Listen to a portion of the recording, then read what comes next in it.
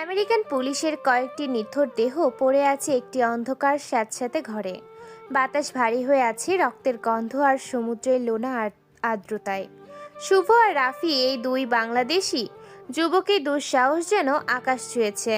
তারা আমেরিকান পুলিশদের নিখুঁত এক ফাঁদে ফেলে এখানে এনে হত্যা করেছে।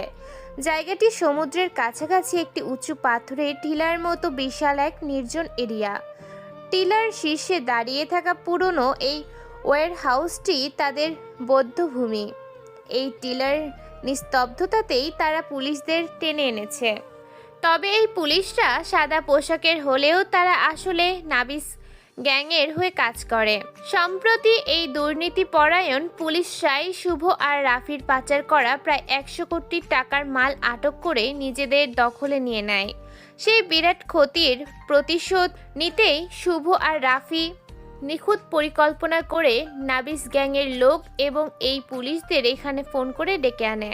পিস্তল হাতে শুভ আর রাফির সামনের দিকে দ্রুত পদক্ষেপে এগিয়ে যেতে থাকে। তাদের চোখে প্রতিশোধের আগুন জ্বলছে, মুখে সেই ভাবটাও বিরাজ করছে। ঠিক তখনই পেছন থেকে নাবিস গ্যাংয়ের লিডার, যার দান বাঁকার চেহারা, বেশ লম্বা, সে 6 ফুট 2 হবে। ওর নাম জ্যাক। জ্যাক এক হাতে মোটা একটি স্টিলের রড নিয়ে সে সজোরে রাফির মাথায় এক আঘাত করে। মাথার খুলি যেন ফেটে যায় রাফির। সে যন্ত্রণায় থপ করে মাটিতে পড়ে যায়। তার হাত থেকে পিস্তল ছিটকে দূরে সরে যায়। শুভ দ্রুত ঘুরে দাঁড়াতেই তার কানের উপরে জ্যাকের স্টিক দিয়ে আর এক ঘা মারে। আঘাতের তীব্রতায় শুভ জ্ঞান হারানোর উপক্রম হয়। সে নিয়ন্ত্রণ হারিয়ে দেয়ালের সাথে প্রচণ্ড ধাক্কা খেয়ে সিটকে নিচে পড়ে যায়। তাদের হাত থেকে পিস্তলগুলো দূরে পড়ে থাকে। অচেতন প্রায় অবস্থায় থাকা দুজনকে জ্যাকের লোকেরা টেনে হিঁচড়ে একটা অন্ধকার এরিয়া থেকে নিয়ে বাহিরে আসে। তাদের হাত পা সবকিছু মোটা দড়ি দিয়ে শক্ত করে বাঁধা হয়। এরপর তাদের উপরে শুরু হয় পাশবিক প্রহার। গ্যাংয়ের দুজন লোক এসে শুভ আর রাফিকে প্রচণ্ড মারতে থাকে। লাথি, ঘুষি, স্টিক আর বুটের আঘাতে দুজনের শরীর রক্তাক্ত হতে থাকে। তাদের আর্তনাতে নির্জন ওয়্যার হাউসের বাতাস আরো ভারী হয়ে ওঠে। এভাবে প্রায় 2 ঘন্টা কেটে যায়। মারের চোটে তাদের জ্ঞান প্রায় লুপ্ত হয়ে আসে। এরপর তাদের জ্ঞান ফেরাতে 2 বালতি বরফ ঠান্ডা পানি এনে তাদের দুজনের মাথায় ঢালা হয়। সাথে সাথেই তারা তীব্র ঠান্ডায় চমকে ওঠে এবং তাদের জ্ঞান ফিরে আসে। প্রথমে কিছু সময় তারা বিহ্বল হয়ে থাকে, বুঝতে পারে না যে তারা কোথায় আছে। এরপর চোখ খুলে দেখে তারা একটা খোলা ফাঁকা জায়গাটাতে শক্ত কাঠের চেয়ারে বসে আছে। তাদের শরীর দড়ি দিয়ে শক্ত করে বাঁধা, কোনো নড়াচড়ার উপায় নেই। সবচেয়ে ভয়ঙ্কর ব্যাপার হলো চেয়ার সমেত তাদের দুজনকে খাদের একেবারে কিনারায় ঝুলিয়ে রাখা হয়েছে। সামান্য ভারসাম্য হারালেই তারা 100 ফুট নিচে আছড়ে পড়বে। এই চরম দৃশ্য দেখতে পেয়ে রাফি ভয়ে চিৎকার করে ওঠে। ওরে আল্লাহ, আমরা কোথায় এলাম? আমরা কি মরে যাচ্ছি? কাম সারছে রে, আজ তো পোল্ট্রি মুরগির মতো ঝুলে মরবো। সামনে তাকিয়ে দেখে জ্যাক একটা জমকালো চামড়ার সোফায় বসে আছে। তার ডান হাতে একটি চকচকে পিস্তল, অন্য হাতে সে একটি কিউবান চুরুট ধরে টানছে। জ্যাক একরাশ ধোয়া ছেড়ে শুভ আর রাফিকে দেখতে দেখতে তার ভেতরের ক্রুতা প্রকাশ করে বলতে থাকে, Hey Bangladeshi boys, how dare you come into my city and challenge me? You have no idea what I am capable of. Every cup in Los Angeles is in my pocket. You bastards came there to attack my men. Today I'll beat you like dogs. Jack একনাগাড়ে কথাগুলো বলার সাথে সাথে বিকট শব্দে অট্টহাসি হাসতে শুরু করে। রাফি আর শুভ হতাশায় একে অপরের দিকে তাকিয়ে থাকে। নিজেদের মধ্যে তারা প্রায় ফিসফিস করে কথা বলতে থাকে। রাফি, আজ আর মনে হয় বাঁচবো না রে। এ সোয়ারের হাত থেকে আমাদের রেহাই নেই। আজ আমাদের শেষ দিন। দোস্ত, যদি কোনোভাবে বাঁচিস সুমাইয়াকে বলে দিস ওর রাফি ওকে অনেক ভালোবাসেন। ওর পবিত্র চেহারাটা আর দেখতে পারবো না। এই আফসোস নিয়েই মরতে হবে। দোস্ত, তুইও জেরিনকে বলে দিস যে ওর শুভ ওকে অনেক ভালোবাসে, ওর শেষ কথাগুলো যেন মনে রাখে। মরতে তো আমরা দুজনেই যাচ্ছি, তাহলে এই কথাগুলো কেমনে বলবো রে? এটা তো আমাদের শেষ ইচ্ছা হয়ে থেকে যাবে। শুভ তখন হঠাৎ করে তার চোখে উজ্জ্বলতা দেখতে পায়। সে জ্যাকের পেছন দিকে তাকিয়ে থাকে, তার মুখে একটা চেনা হাসি ফুটে ওঠে। সে রাফিকে বলে, মরতে হবে না রে, মনে হয় না আজ মরতে হবে। ওই দেখ কে আসছে, না তোকে না আমাকে কারো কিছু বলতে হবে না, আমরা নিজেরাই বলতে পারবো নিজেদের কথা। আমাদের সময় হয়েছে রে। তারা দুজন সামনে তাকিয়ে দেখে একটি কালো রঙের বুলেট প্রুফ BMW 7 সিরিজের গাড়ি দানবের মতো দ্রুত গতিতে তাদের দিকে এগিয়ে আসছে। পাহাড়ের রুক্ষ পথেও তার গতি সামান্য কমছে না। গাড়িটির টিলার প্রান্তে এসে প্রচণ্ড জোরে ড্রিফট দিতে শুরু করে। টায়ার ক্ষয় হওয়ার গন্ধে চারপাশ ভরে যায়। সেখানে থাকা সবাই জানে যে এটা নিঃসন্দেহে ইহানের গাড়ি, কারণ এই গাড়িটা ইহানের সবচেয়ে পছন্দের এবং বিশ্বস্ত বাহন। আর সে সবসময় এমন স্টাইলিশভাবে ড্রাফট মারতেই বেশি ভালোবাসে। ঠিক তার পেছনে আরও 5টি ঝা চকচক দামি গাড়ি ছুটে আসছে। মার্সিডিজ গ্যালান্ট, ওয়ারগেট, জেলিক, মিৎসুবিশি পাজেরো এবং জিপ গ্র্যান্ড চেরোকি। এই গাড়িগুলোতে কমপক্ষে 20 জন সশস্ত্র প্রহরী আসছে। ইহান গাড়ি ড্রিফট দেয়া অবস্থায় চালকের আসন থেকে ইহানের সুঠাম দেহ নেমে আসে, আর তার কালো গাড়িটি ঘুরপাক খেয়ে পাশে এসে থেমে যায়। গাড়ি থেকে নেমে ইহান দ্রুত তার কালো সানগ্লাসটা ঠিক করে চোখে নেয়, আর দুই হাতে দুটি আমেরিকান আর্মস নিয়ে দ্রুত পায়ে জ্যাকের দিকে এগিয়ে আসে। তার চোখে কোনো ভয় নেই, আছে কেবল কঠিন ক্রোধ। সাথে সাথেই পেছনে থাকা গাড়িগুলো থেকে 20 জন অভিজ্ঞ গার্ড দ্রুত নামে। সবার হাতে রাশিয়ান এবং জার্মান দামি পিস্তল, যেমন গ্লক 17, বেরেটা M9, লুগার এবং 10 মিমি অটো পিস্তল। কিছু গার্ড দ্রুত গাড়ির ছাদ থেকে স্নাইপার তাক করে পজিশন নেয়। তারা সেকেন্ডের মধ্যে জ্যাকের পেছনে থাকা পুলিশ মাফিয়াদের লক্ষ্য করে গুলি চালায়। গুলিতে মুহূর্তের মধ্যেই মাফিয়ারা মাটিতে লুটিয়ে পড়ে। টিলার পরিবেশ গুলির শব্দে কাঁপতে থাকে। জ্যাক ভয়ে দাঁড়িয়ে যায়। সে চরম হতাশায় তার হাতে থাকা পিস্তলটি ঠিক করে ধরে ইহানের দিকে গুলি করতে যাবে, ঠিক তখনই ইহান বিদ্যুৎ গতিতে গুলি করে। গুলিটা জ্যাকের পিস্তল ধরা হাতে এসে লাগে। যন্ত্রণায় জ্যাকের মুখ বিকৃত হয়। পিস্তলটা সঙ্গে সঙ্গে তার হাত থেকে মাটিতে পড়ে যায়।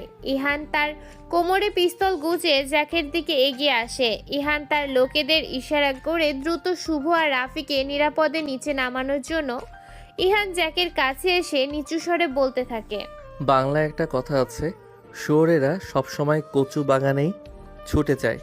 তুই হলি সেই শুয়োর। তোকে আমি কতবার করে বলেছি আমার রাস্তায় আসবি না, তোকে আর কোনো সুযোগ দেব না। তোকে বাঁচতে দিয়েছি, কিন্তু তুই বারবার এসেছিস। আজ তোর শেষ দিন। Hey Ihan, I have no idea what you're talking about. ধুর শালা, শোন, বাংলা বলে মজাই আলাদা। আমরা তোদেরকে গালি দিলেও তোরা বুঝতে পারিস না, ইচ্ছা মতো গালি দিতে পারি। I said you feel the shine, you have pushed me too far, now you have to die. Ihan, please let me go. I made a mistake. Forgive me.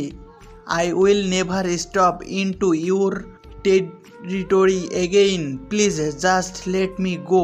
Don't kill me. Please don't. Bloody fucker বয়।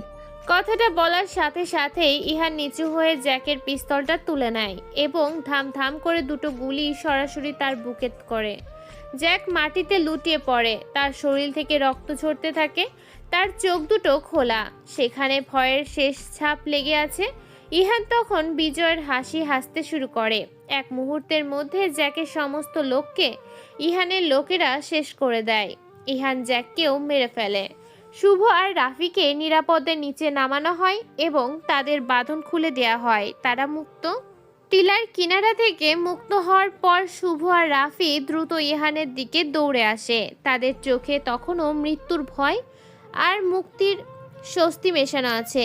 ইহানের সামনে এসে তারা থমকে দাঁড়ায়, যেন এই বিশাল মানুষটির তেজ তাদের বাক্যহারা করে দিয়েছে।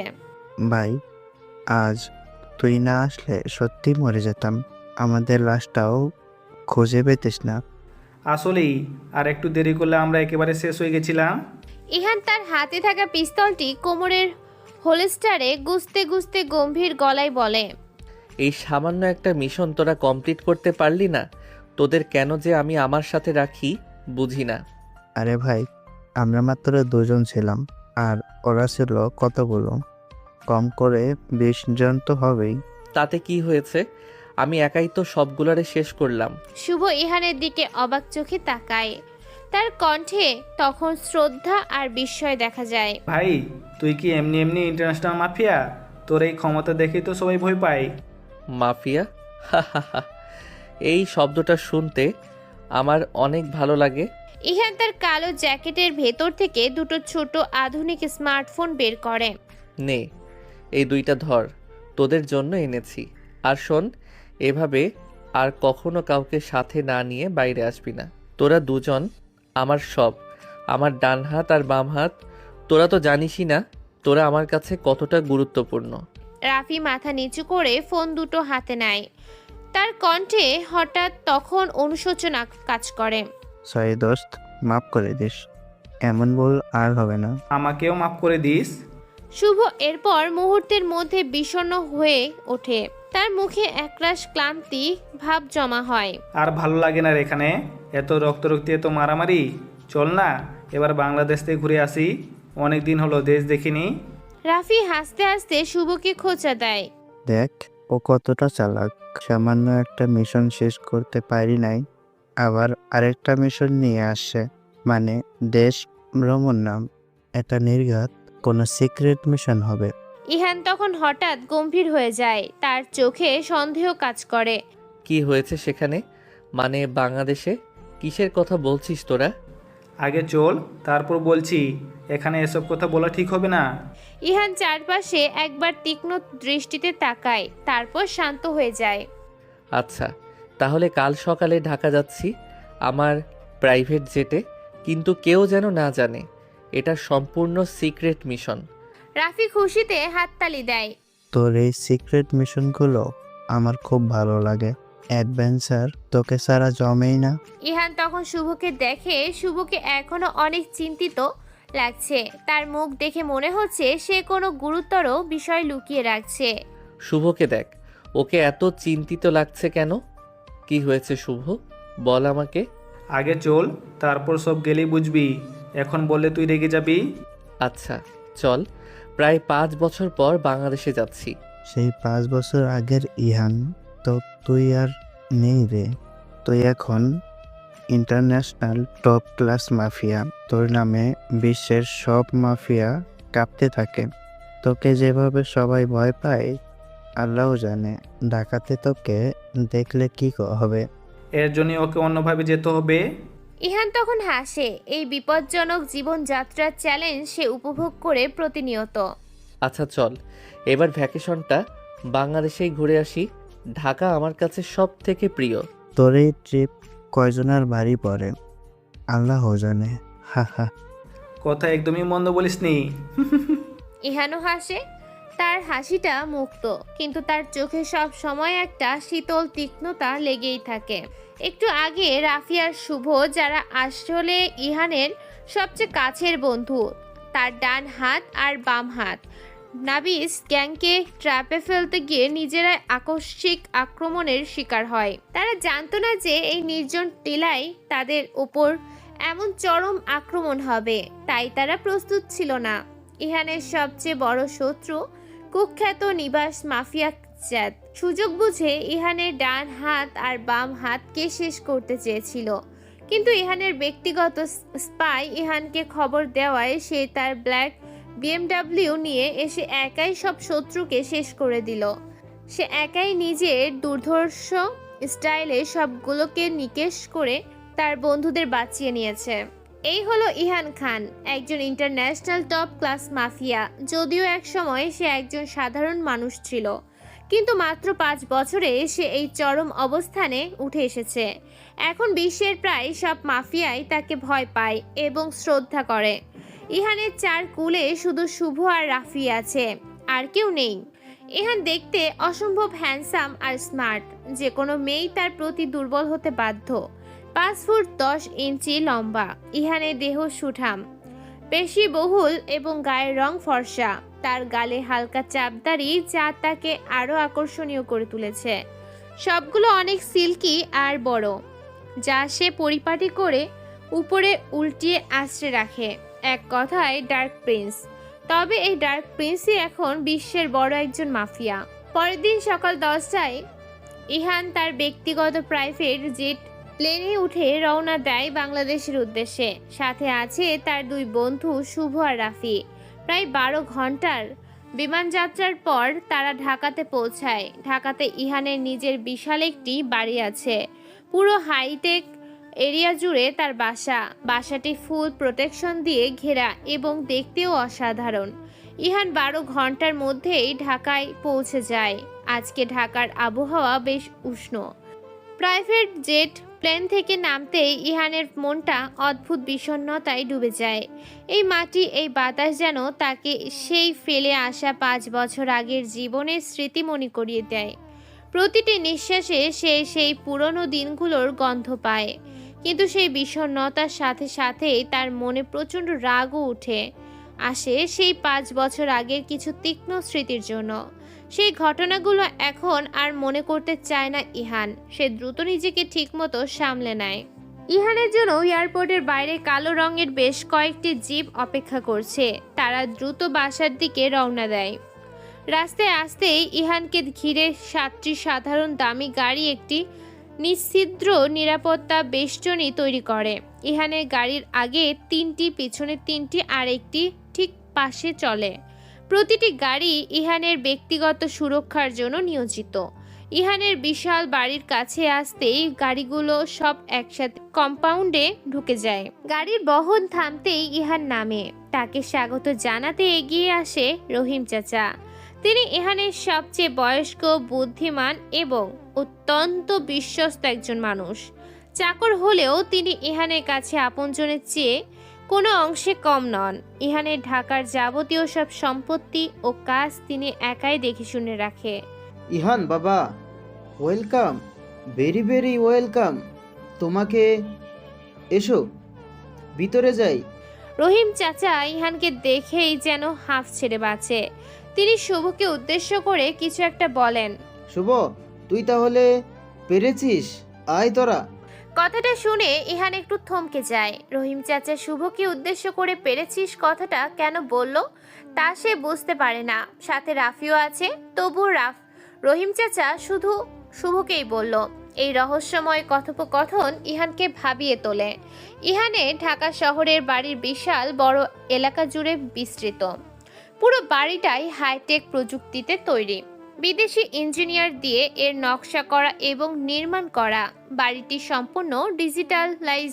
বর্তমানে এই বাড়িটি শুধু নির্মাণ মূল্যই প্রায় 500 কোটি টাকা বা তারও বেশি হবে। বাড়ির ভিতরে সব দামি আর আধুনিক আসবাবপত্র। তবে এই বাড়িটায় আছে অনেক রহস্য, যা ইহান সময় পেলে কাজে লাগায়। ইহান দ্রুত তার রুমে চলে যায় ফ্রেশ হওয়ার জন্য। ইহানের রুমটা বাড়ির মধ্যে সবচেয়ে বেশি সুন্দর আর হাইটেক। রুমের ভেতরের দেয়ালে লোকানো অবস্থায় 500 আমেরিকান আর্মস রাখা আছে। বন্দুক থেকে শুরু করে গ্রেনেড পর্যন্ত সব আধুনিক অস্ত্র সেখানে মজবুত। ইহানের চোখের রেটিনা স্ক্যান ছাড়া তা দেখার কোনো সুযোগ নেই। ইহান ফ্রেশ হয়ে এসে তার লোকানো অস্ত্রগুলো পরীক্ষা করে দেখছে সব ঠিকঠাক আছে কিনা। হঠাৎ দরজায় কেউ নক করে। সিসি ক্যামেরার সাহায্যে ইহান তার 56 ইঞ্চি এলইডি টিভিতে দেখে যে রাফি বাইরে দাঁড়িয়ে আছে। ওপেন। ইহান ওপেন বলার সাথে সাথেই দরজা অটোমেটিক খুলে যায়। রাফি ভিতরে চলে আসে। দোস্ত, রহিম চাচা কি বললেন তখন?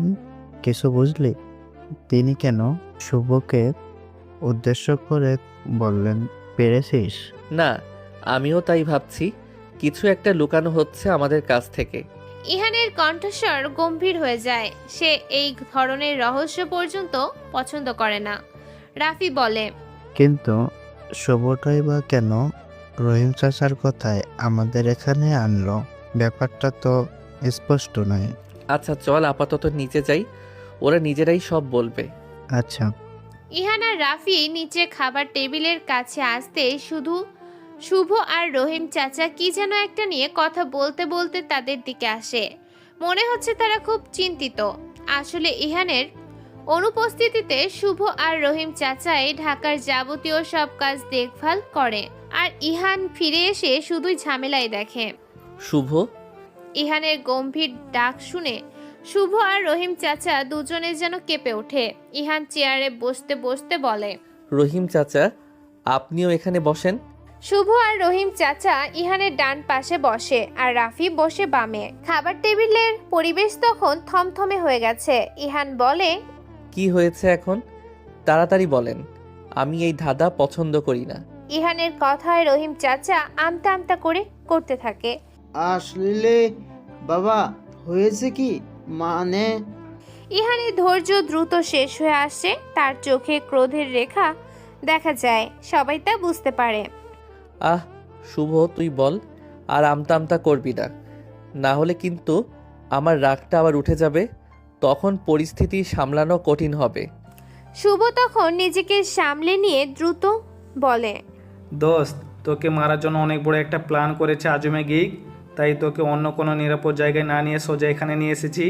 ইহান চেয়ারে হেলান দেয়। তার চোখ ছোট হয়ে আসে। নিজেকে যথেষ্ট ঠান্ডা করে শান্তভাবে বলে, কেন করছে? সে সাহস সে কোথায় পেল? রহিম চাচা এবার সাহস করে বলে, তুমি যে তার ছেলেকে গত সপ্তাহে মেরে ফেলেছ, সেই প্রতিশোধ নিতেই। মারবো না, সে যা করছিল তা আমার একদম পছন্দ হয়নি। রাফি দ্রুত পরিস্থিতি সামাল দেওয়ার চেষ্টা করে। হ্যাঁ, ওর আজমের ছেলে মেয়ে পাচারের মতো জঘন্য কাজের সাথে জড়িত ছিল। ইহাস সব সহ্য করতে পারেন, কিন্তু মেয়েদের কোনো ক্ষতি সে কোনোদিন সহ্য করে না। তার জন্যই তো মেরে দিলাম। কত বড় সাহস! মেয়ে নিয়ে সে আমেরিকাতে পৌঁছেছে। ভাবছে বন্দরে ইহান যেতে পারবে না, সেখানেই তো শালাকে মেরেছে ইহান। তোকে আবার এগুলো কে বলতে বলল? থাম। ইহান বিরক্তির ভাব দেখালেও তার চোখে বন্ধুর প্রতি ভালোবাসার ঝলক দেখা যায়। রাফি এবং থামার পাত্র নয়।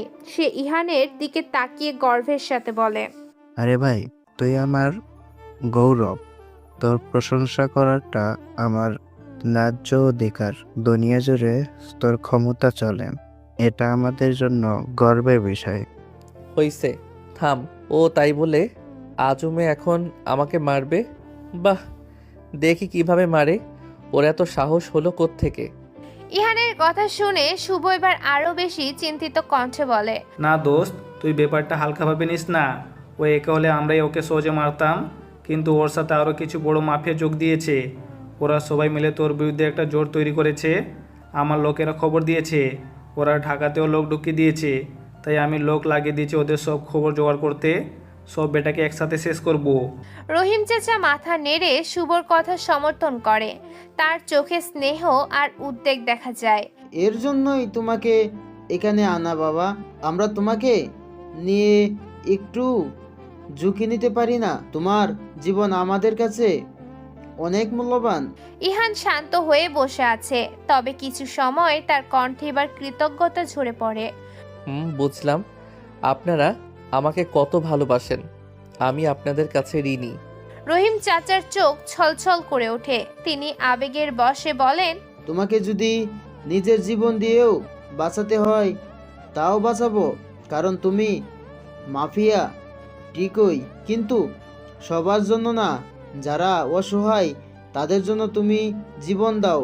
তোমার জন্য কত মানুষ সুখে জীবনযাপন করছে তা আমার চেয়ে ভালো কে জানে। একদম ঠিক বলেছেন চাচা। পৃথিবীর খারাপ লোকগুলোর জন্য ইহান এক আতঙ্কের নাম।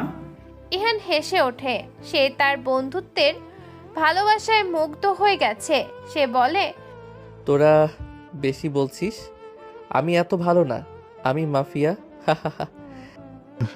তুই খারাপদের জন্য মাফিয়া আর ভালোদের জন্য ত্রাতা। এটাই তোর পরিচয়। ইহান তার হাত টেবিলের থাপ্পড় মেরে বলে, আমি কিন্তু সারাদিন বাসায় বসে থাকতে পারবো না। আমার মন অস্থির হয়ে আছে, কিছু একটা করার দরকার। রহিম চাচা চিন্তিত মুখে কিছু বলতে যান, কিন্তু শুভ দ্রুত একটা সমাধান দেয়। এক কাজ কর, একটা ভার্সিটিতে ভর্তি হয়ে যাই আয়। তুই তো পড়তে পছন্দ করিস, সেখানে সময়ও কাটবে, মজাও হবে, আর তোর মাথায় চাপও কমবে। ছদ্মবেশে থাকবো সেখানে। প্রাইভেট ভার্সিটিতে ভর্তি হতে তোর মতো মানুষের সময় লাগবে না। রাফি সাথে সাথে শুভকে নিয়ে মজা করা শুরু করে দেয়। ও, ওই বুড়ো বয়সে আবার ভার্সিটিতে যাবে? মজা নিস শালা। তার বদলে আমার সাথে ব্যবসা দেখো। ইহান রাফির দিকে চোখ কুঁচকে তাকায়, তারপর বলে, কি? আমি তোকে বুড়ো দেখাই? তোর চেয়ে 10টা মেয়ে আমার জন্য বেশি পাগল থাকে। যা, আমি আবার ভার্সিটিতেই ভর্তি হব। এবার দেখবি মজা। শুভ এবার মজা করার সুযোগ ছাড়তে চায় না। এই যে আমিও আছি কিন্তু বন্ধু, আমাকে বাদ দিবি না? আমিও আছি তাহলে, দেখবো এবার কয়টা মেয়েকে পটাচ্ছিস। হা হা হা। আচ্ছা, দেখিস সবচেয়ে সুন্দরী আর ইন্টেলিজেন্ট মেয়েটাকে আমি পটাবো, আর তোরা হা করে চেয়ে থাকবি। রহিম চাচা এবার হাসি থামিয়ে একটু গম্ভীর হয়ে বলে, বাবা, মজা করো, ঠিক আছে, বাট তোমাদের আসল পরিচয় বলো না। তোমাদের জীবনের ঝুঁকি আছে। জি আঙ্কেল, আমরা খেয়াল রাখবো। আমি সব ব্যবস্থা করে দিচ্ছি। কাল বলে দিব কোন ভার্সিটিতে তোমরা যাচ্ছ। যত তাড়াতাড়ি সম্ভব তোমরা স্বাভাবিক জীবনে ফিরো। ঠিক আছে চাচা। ইহান এরপর সারাদিন ধরে তার ঢাকার ব্যবসা সংক্রান্ত কিছু জরুরি কাজ দেখালো। বিশাল ফাইলপত্র আর অনলাইন সিকিউরিটির কাজগুলো দেখতে দেখতে তার সময়টা কেটে গেল। রাতে ভালোভাবে খেয়ে সে গম্ভীর ঘুমে তলিয়ে যায়।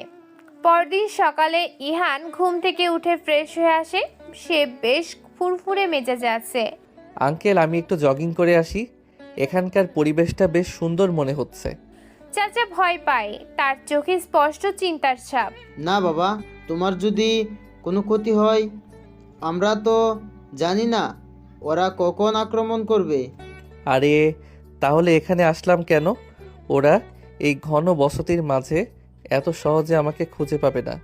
এত ঝুঁকি নিয়ে আমি এখানে আসতাম না। তবুও বাবা, থাকা ভালো। আঙ্কেল, আপনি টেনশন নিয়েন না। আমার কাছে আমার স্পেশাল ডিভাইস আছে। সমস্যা হলে এটা দিয়েই হবে। আমি এখন একজন সাধারণ মানুষ। আচ্ছা, সাবধানে যেও। ইহান কালো ট্রাউজার আর টি শার্ট পরে বেরিয়ে পড়ে জগিং এর উদ্দেশ্যে। কানে ইয়ারপড লাগিয়ে সে হালকা মিউজিক শুনতে শুনতে হাঁটে। ইহান তার বাসা থেকে একটু দূরে একটু সুন্দর সবুজ পার্কে জগিং শুরু করে। এখন সকাল 7টা। পার্কে এত সকালে এত মানুষকে দেখে ইহান অবাক হচ্ছে। ঢাকা শহরে মানুষ স্বাস্থ্য সচেতন হয়ে উঠেছে, তবে ইহানের দিকে দৃষ্টি যেতেই কিছু আধুনিক মেয়েরা যেন জগিং করাই ভুলে যায়। ইহানের সুঠাম 6 প্যাক বডি, শক্তিশালী মাসল আর তার সুদর্শন চেহারা দেখে তারা পাগল হয়ে যায়। এদেশে এমন ফিটনেস আর স্মার্টনেস একসাথে পাওয়া খুবই দুষ্কর। ইহান লক্ষ্য করে যে তার পেছনে গোটা 10 মেয়ে পিছু নিয়েছে। তাদের চোখের তীব্র আকর্ষণ, মনে হচ্ছে ওকে পেলে তারা যেন এখনই গিলে ফেলবে। ইহান মৃদু হেসে ব্যাপারটা এড়িয়ে যেতে চায়, কিন্তু মেয়েদের উৎপাত বেড়ে যাওয়ায় সে দ্রুত গতিতে জগিং করে সেখান থেকে ওদের পেছনে ফেলে অনেকটা সামনে চলে আসে। অনেক ক্লান্ত হয়ে পড়ায় ইহান একটা নির্জন বেঞ্চে বসে আরাম করার জন্য। তার শরীর থেকে তখনও হালকা ঘাম ঝরছে। আরামের এক পর্যায়ে হঠাৎ ইহানের চোখ যায় তার ডান পাশের বেঞ্চে। ইহান দেখে একটা মেয়ে সেখানে বসে আছে। সম্ভবত সেও এতক্ষণ জগিং করেছে, তাই একটু বিশ্রাম নিচ্ছে। ইহান মেয়েটির শুধু বাম পাশটাই দেখতে পাচ্ছে। দূর থেকেও ইহানের মনে হয় মেয়েটাকে অনেক অনেক বেশি সুন্দরী লাগছে। তার গায়ের রং অনেক ফর্সা আর চেহারায় যেন এক ধরনের মায়াবী আভা। মেয়েটার চোখগুলো অনেক সুন্দর। পাশ থেকে দেখা বড় বড় চোখের পাতাগুলো যেন মেয়েটার চোখের সৌন্দর্য আরো 10 গুণ বাড়িয়ে দেয়। ইহান মুগ্ধ হয়ে মেয়েটাকে দেখতে থাকে। একজন আন্তর্জাতিক মাফিয়া যে এভাবে নির্দ্বিধায় একজন সাধারণ মেয়েকে দেখছে, তা এক বিরল দৃশ্য। হঠাৎ কিছু ছোট ছোট বাচ্চা মেয়েটির দিকে দৌড়ে চলে আসে। বাচ্চাগুলো দেখতে অনেক গরিব এবং তাদের পরনের জামা কাপড়গুলোও নোংরা। ইহান শুধু দেখছে, সে ভাবে হয়তো মেয়েটা বাচ্চাগুলোকে তাড়িয়ে দেবে বা বিরক্ত হবে, কিন্তু এরপর মেয়েটা যা করে তা ইহানকে বেশ অবাক করে। তার এই অপ্রত্যাশিত আচরণ ইহানের মনে মেয়েটির প্রতি সম্মান আর ভালো লাগা যেন হাজার হাজার গুণ বাড়িয়ে দেয়। মেয়েটা সবার আগে সবচেয়ে নোংরা বাচ্চাটাকে কোলে তুলে নেয়, বাকিদের ওর পাশে বসায়।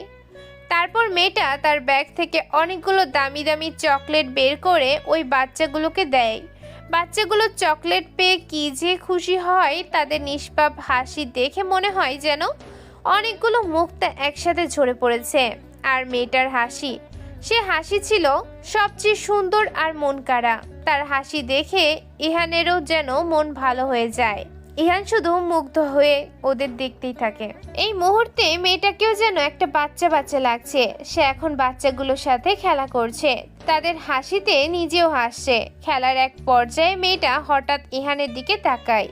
এত সুন্দর আর হ্যান্ডসাম ছেলে যে ওর দিকে এইভাবে এতক্ষণ ধরে তাকিয়েছিল, মেয়েটা তা বুঝতেই পারেনি। ইহানের মনে হয় মেয়েটা যে ভদ্র এবং ভালো মনের অধিকারী তা সে তার প্রথম চাহনিতেই বুঝে গিয়েছে। কারণ মেয়েটা ইহানের দিকে শুধু একবার তাকিয়ে একটা মিষ্টি বা মুগ্ধকর হাসি দেয়, তারপর দ্রুত বাচ্চাদের দিকে মনোযোগ দেয় এবং ইহানের দিকে আর তাকায় না। ইহান সামনে তাকিয়ে গভীর চিন্তায় ডুবে যায়। সে ভাবে এই মেয়ের মনে যদি সামান্য খারাপ কিছু থাকতো তাহলে সে নিশ্চয়ই ওর মতো একজন হ্যান্ডসাম ছেলের দিকেই তাকিয়ে থাকতো, বারবার ফিরে তাকাতো। কিন্তু না, সে তো তা করেনি। সে ইহানকে কোনো বিশেষ পাত্তা দেয়নি। এই প্রথম ইহানকে কোনো মেয়ে এভাবে উপেক্ষা করে। সাধারণত মেয়েরা তাকে দেখলেই অস্থির হয়ে যায়। এখানে অবশ্য ইহানের অভিমান করার কথা, কিন্তু এখানে তার মনে চলছে সম্পূর্ণ অন্য কিছু।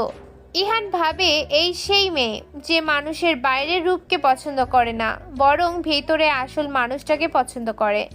ইহান ভাবতেই পারছে না আজও এমন মেয়েরা আছে যারা তার খ্যাতি বা বাহ্যিক সৌন্দর্য দেখে নয়, মন দেখে মানুষকে পাত্তা দেয়। বাহ, এই মেয়ের মনে যেন লুকিয়ে আছে 101টি রহস্য, ঠিক ইহানের জীবনের মতোই। ইহান এখন চায় এই রহস্যের উদ্ঘাটন সে একাই করবে, অন্য কেউ নয়। সে চায় এই মেয়েটির সাথেই তার একটা অন্যরকম সম্পর্ক হোক। তাই ইহান এসব ভেবে যখন ঠিক করে সে মেয়েটার সাথে কথা বলবে এবং তার সাথে বন্ধুত্ব করবে, এমন সময় সে পাশে তাকায়। পাশে তাকাতেই যেন সে বিশাল বড় এক ধাক্কা খায়। বেঞ্চে কোনো মানুষ তো দূরে থাক, সেখানে একটা কাকও নেই। মানে ইহান যখন মেয়েটির কথা ভাবছিল এবং তার সাথে কথা বলার সিদ্ধান্ত নিচ্ছিল, ঠিক তখনই মেয়েটা বাচ্চাদের নিয়ে সেখান থেকে চলে গিয়েছে। ইহান হতাশায় কপাল চাপড়ায়। সে এত মনোযোগ দিয়ে নিজের কল্পনায় বিভোর ছিল যে মেয়েটা চলে গেছে তা সে টেরই পায়নি। তার মুখের সে হাসিটা তখন মিলিয়ে যায়। ইহান বেঞ্চের পাশে মেয়েটিকে না দেখতে পেয়ে প্রচণ্ড হতাশ হয়। তার নিজের ওপরে খুবই রাগ হয়। এত বড় ইন্টারন্যাশনাল মাফিয়া সামান্য একটু মেয়ের চলে যাওয়া ধরতে পারে না। সে নিজেকে ধিক্কার দিতে থাকে। ইহানের ভীষণ রাগ হচ্ছে। এমন একটা কোহিনূর সে দেখতে দেখতে হারিয়ে ফেলল। আর কি পাবে এই কোহিনূরকে? কোথায় বা খুঁজবে? ঢাকা শহরে এত মানুষের ভিড়ে একজন সাধারণ মেয়েকে খুঁজে বের করা প্রায় অসম্ভব। ইহানের মনটা অনেক খারাপ হয়ে যায়। বিষণ্ণ মন নিয়ে সে দ্রুত বাসার দিকে ফিরে যায়। বাসার ড্রয়িং রুমে রাফিকে দেখে। কিরে ভাই, তোর কি মন খারাপ নাকি? মুখটা এমন শুকনো কেন দেখাচ্ছে? দোস্ত, পরে কথা বলি।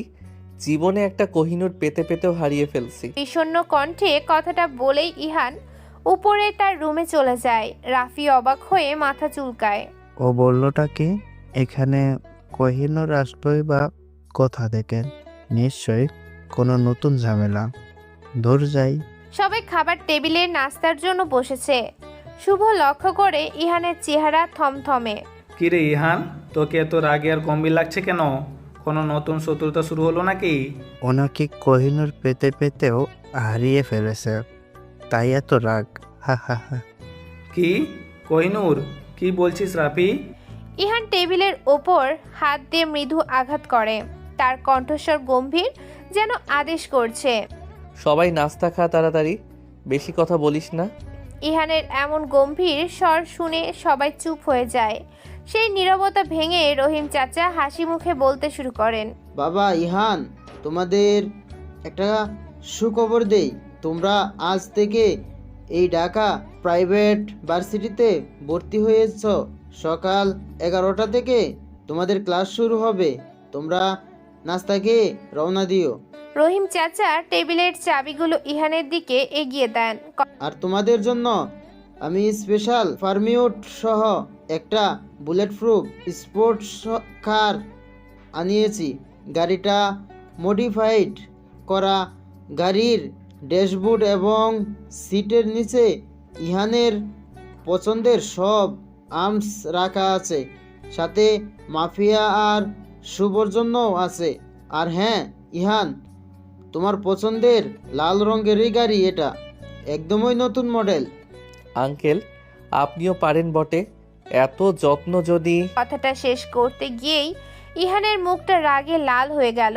তার চোখ অতীতের কোনো যন্ত্রণাদায়ক স্মৃতিতে ডুবে যায়। রহিম চাচা দ্রুত পরিস্থিতি সামাল দেন।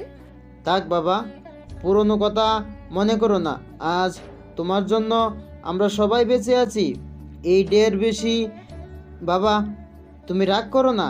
তোমার এই জীবন আমাদের কাছে অনেক মূল্যবান। দোস্ত, পুরনো কথা আর কত মনে করবি? ভুলে যা, নতুন করে শুরু কর। শুভ ঠিক বলেছে দোস্ত, তুই একা সব কষ্ট ভেতরে রাখিস না। আমার খাওয়া শেষ, আমি রেডি হতে যাচ্ছি। তোমরাও তাড়াতাড়ি তৈরি হও। ইহান চলে আসে। রাফি তখন বলে, বুঝলাম না, পার্ক থেকে আসার পরেই দেখি ওর মনটা খারাপ। কি জানে কোন কোহিনূর হারাইছে, ব্যাপারটা রহস্যময়। ও কখনো মনের কথা কাউকে বলেও না, খালি নিজে নিজে কষ্ট পায়। আমাদের উচিত ওর পাশে থাকা। হয়তো কেউ আসছে ওর মনের সব কথা শুনতে, যে ওর ভিতরে মানুষটাকে দেখবে। চাচা, মন্দ বলনি।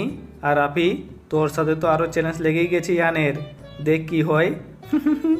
আরে আমি আরো খুশি হব ও একজনকে পেলেন, কারণ ও তো বুড়ো হয়ে যাচ্ছে।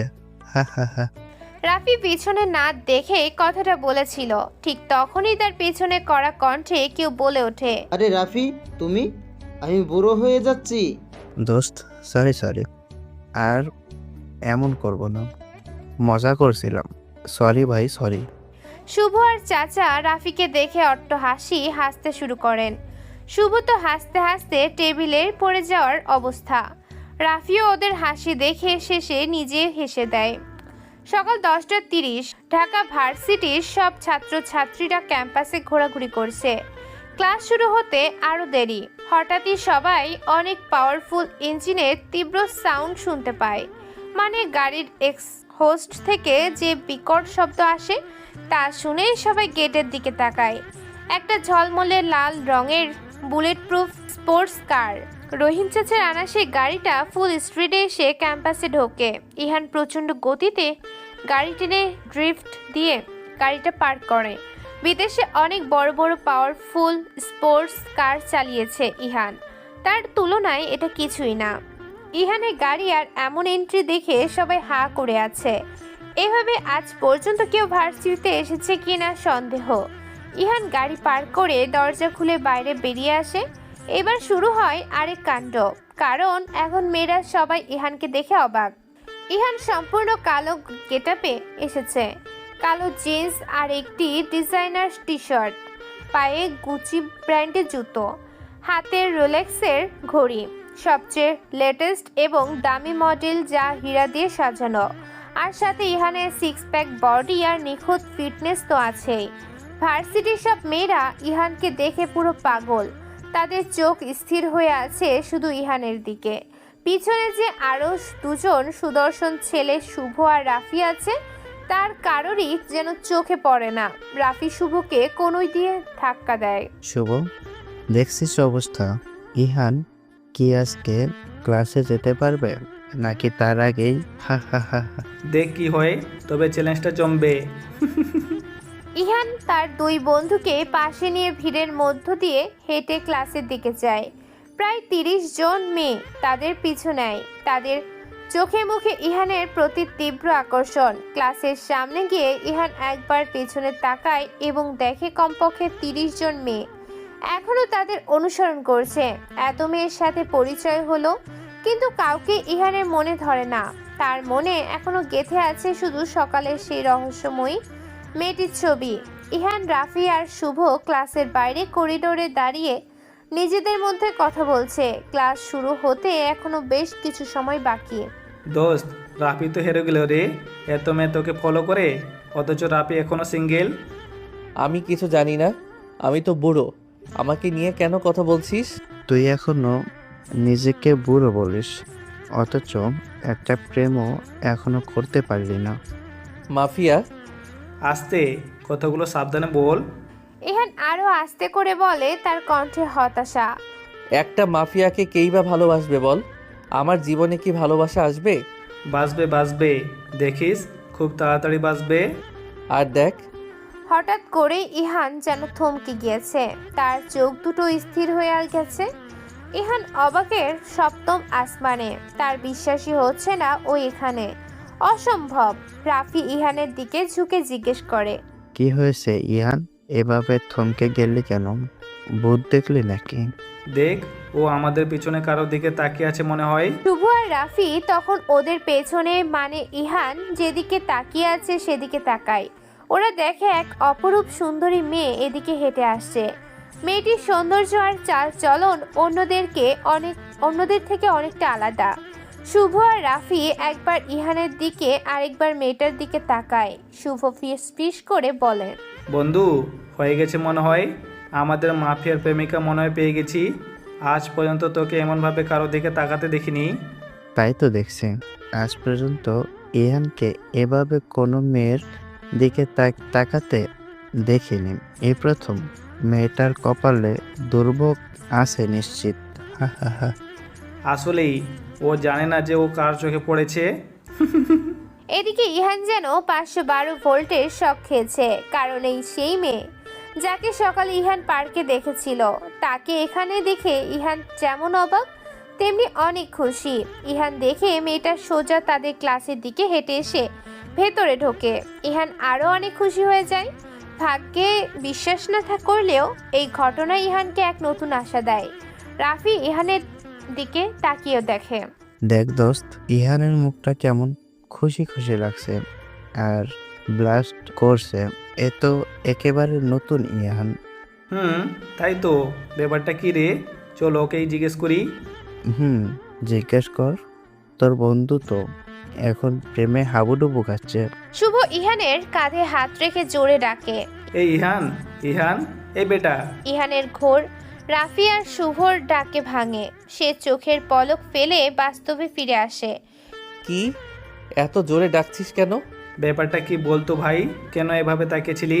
বলো বন্ধু, এতক্ষণে তো তোর মুখ দিয়ে কথা বের হচ্ছে। কিসের ব্যাপার? আমি তো কিছুই বুঝছি না। মজা নিবি না। ওই মেয়েটার দিকে এভাবে তাকিয়েছিলি কেন? আর তোর মুখ এমন হাসি খুশি কেন দেখাচ্ছে? আচ্ছা, তোদের একটা প্রশ্ন করি। করো। ভার্সিটির প্রায় সব মেয়েই তো আমার সাথে দেখা করলো, কিন্তু এই মেয়েটাকে দেখেছিস? আমি যে এখানে দাঁড়িয়ে আছি, একবারও আমার দিকে তাকাইনি। বুঝেছিস কিছু? বলিস কি? তোর মতো ছেলের দিকে তাকায়নি? অন্ধ নাকি আবার? ফাইজলামি করবি না। ও সবার থেকে অনেক আলাদা। ওই সেই আমার হারিয়ে ফেলা কোহিনূর, যাকে আমি পার্কে দেখেছিলাম। ও, এই জন্যই এত অবাক দেখাচ্ছিল তোকে। পার্কে সেই কোহিনূর এখন তোর ক্লাসে? এটা তো সিনেমার প্লেট। হুম। দোস্ত, কাহিনীটা খুলে বলতো, কি দেখে তোর এত ভালো লাগলো? ইহান সকালে পার্কে বাচ্চা এবং সেই মেয়েটির ঘটনা খুলে বলে। শোনার পর শুভ আর রাফি দুজনেই মুগ্ধ। বাহ, মেয়েটা মানে আমাদের ভাবি তাহলে অনেক স্পেশাল। ওর মনটা অনেক পবিত্র। এখন থেকে শুধু আমাদের মিশন হলো ভাবিকে সাথে করে নিয়ে যাওয়া। কি বলিস রাফি? আবার জিজ্ঞেস করতে হয়? চল ওর সামনে দাঁড়ায়। আমার বিশ্বাস ভাবি তোর প্রেমে পড়ে যাবে।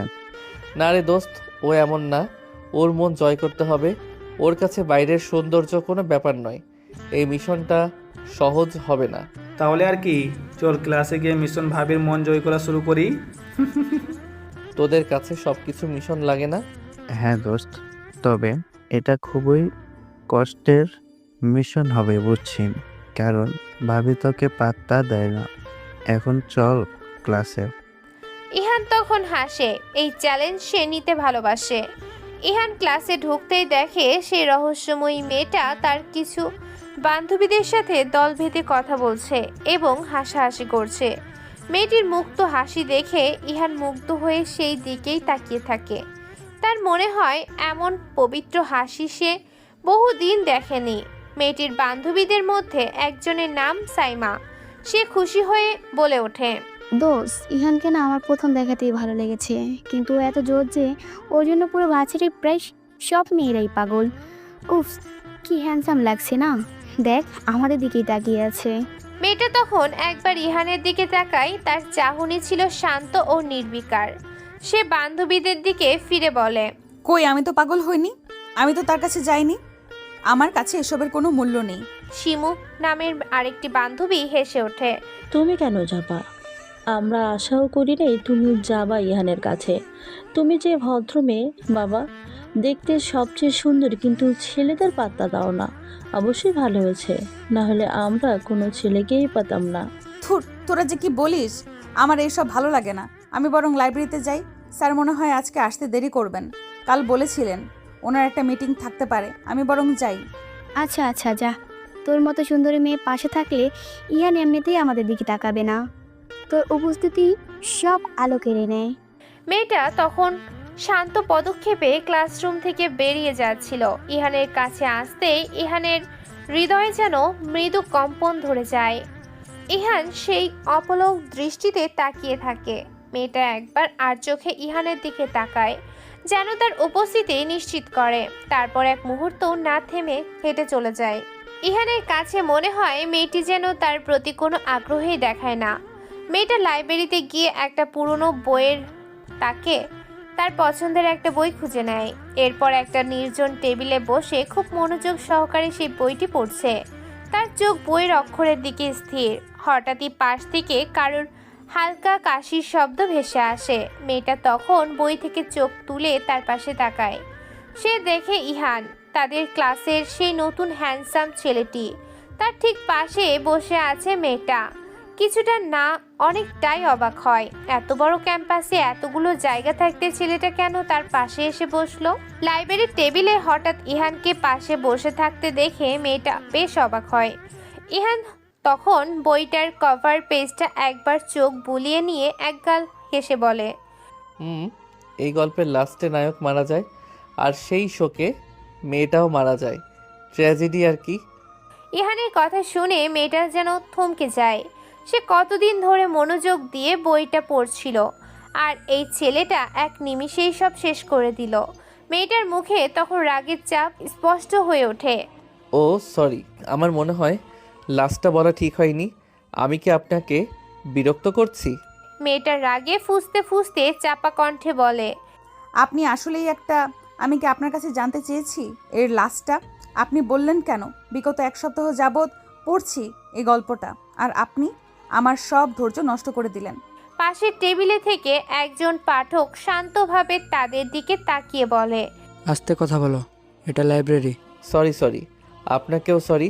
আসলে গল্পটা আমার পড়া, তাই মুখ ফসকে বেরিয়ে গিয়েছে।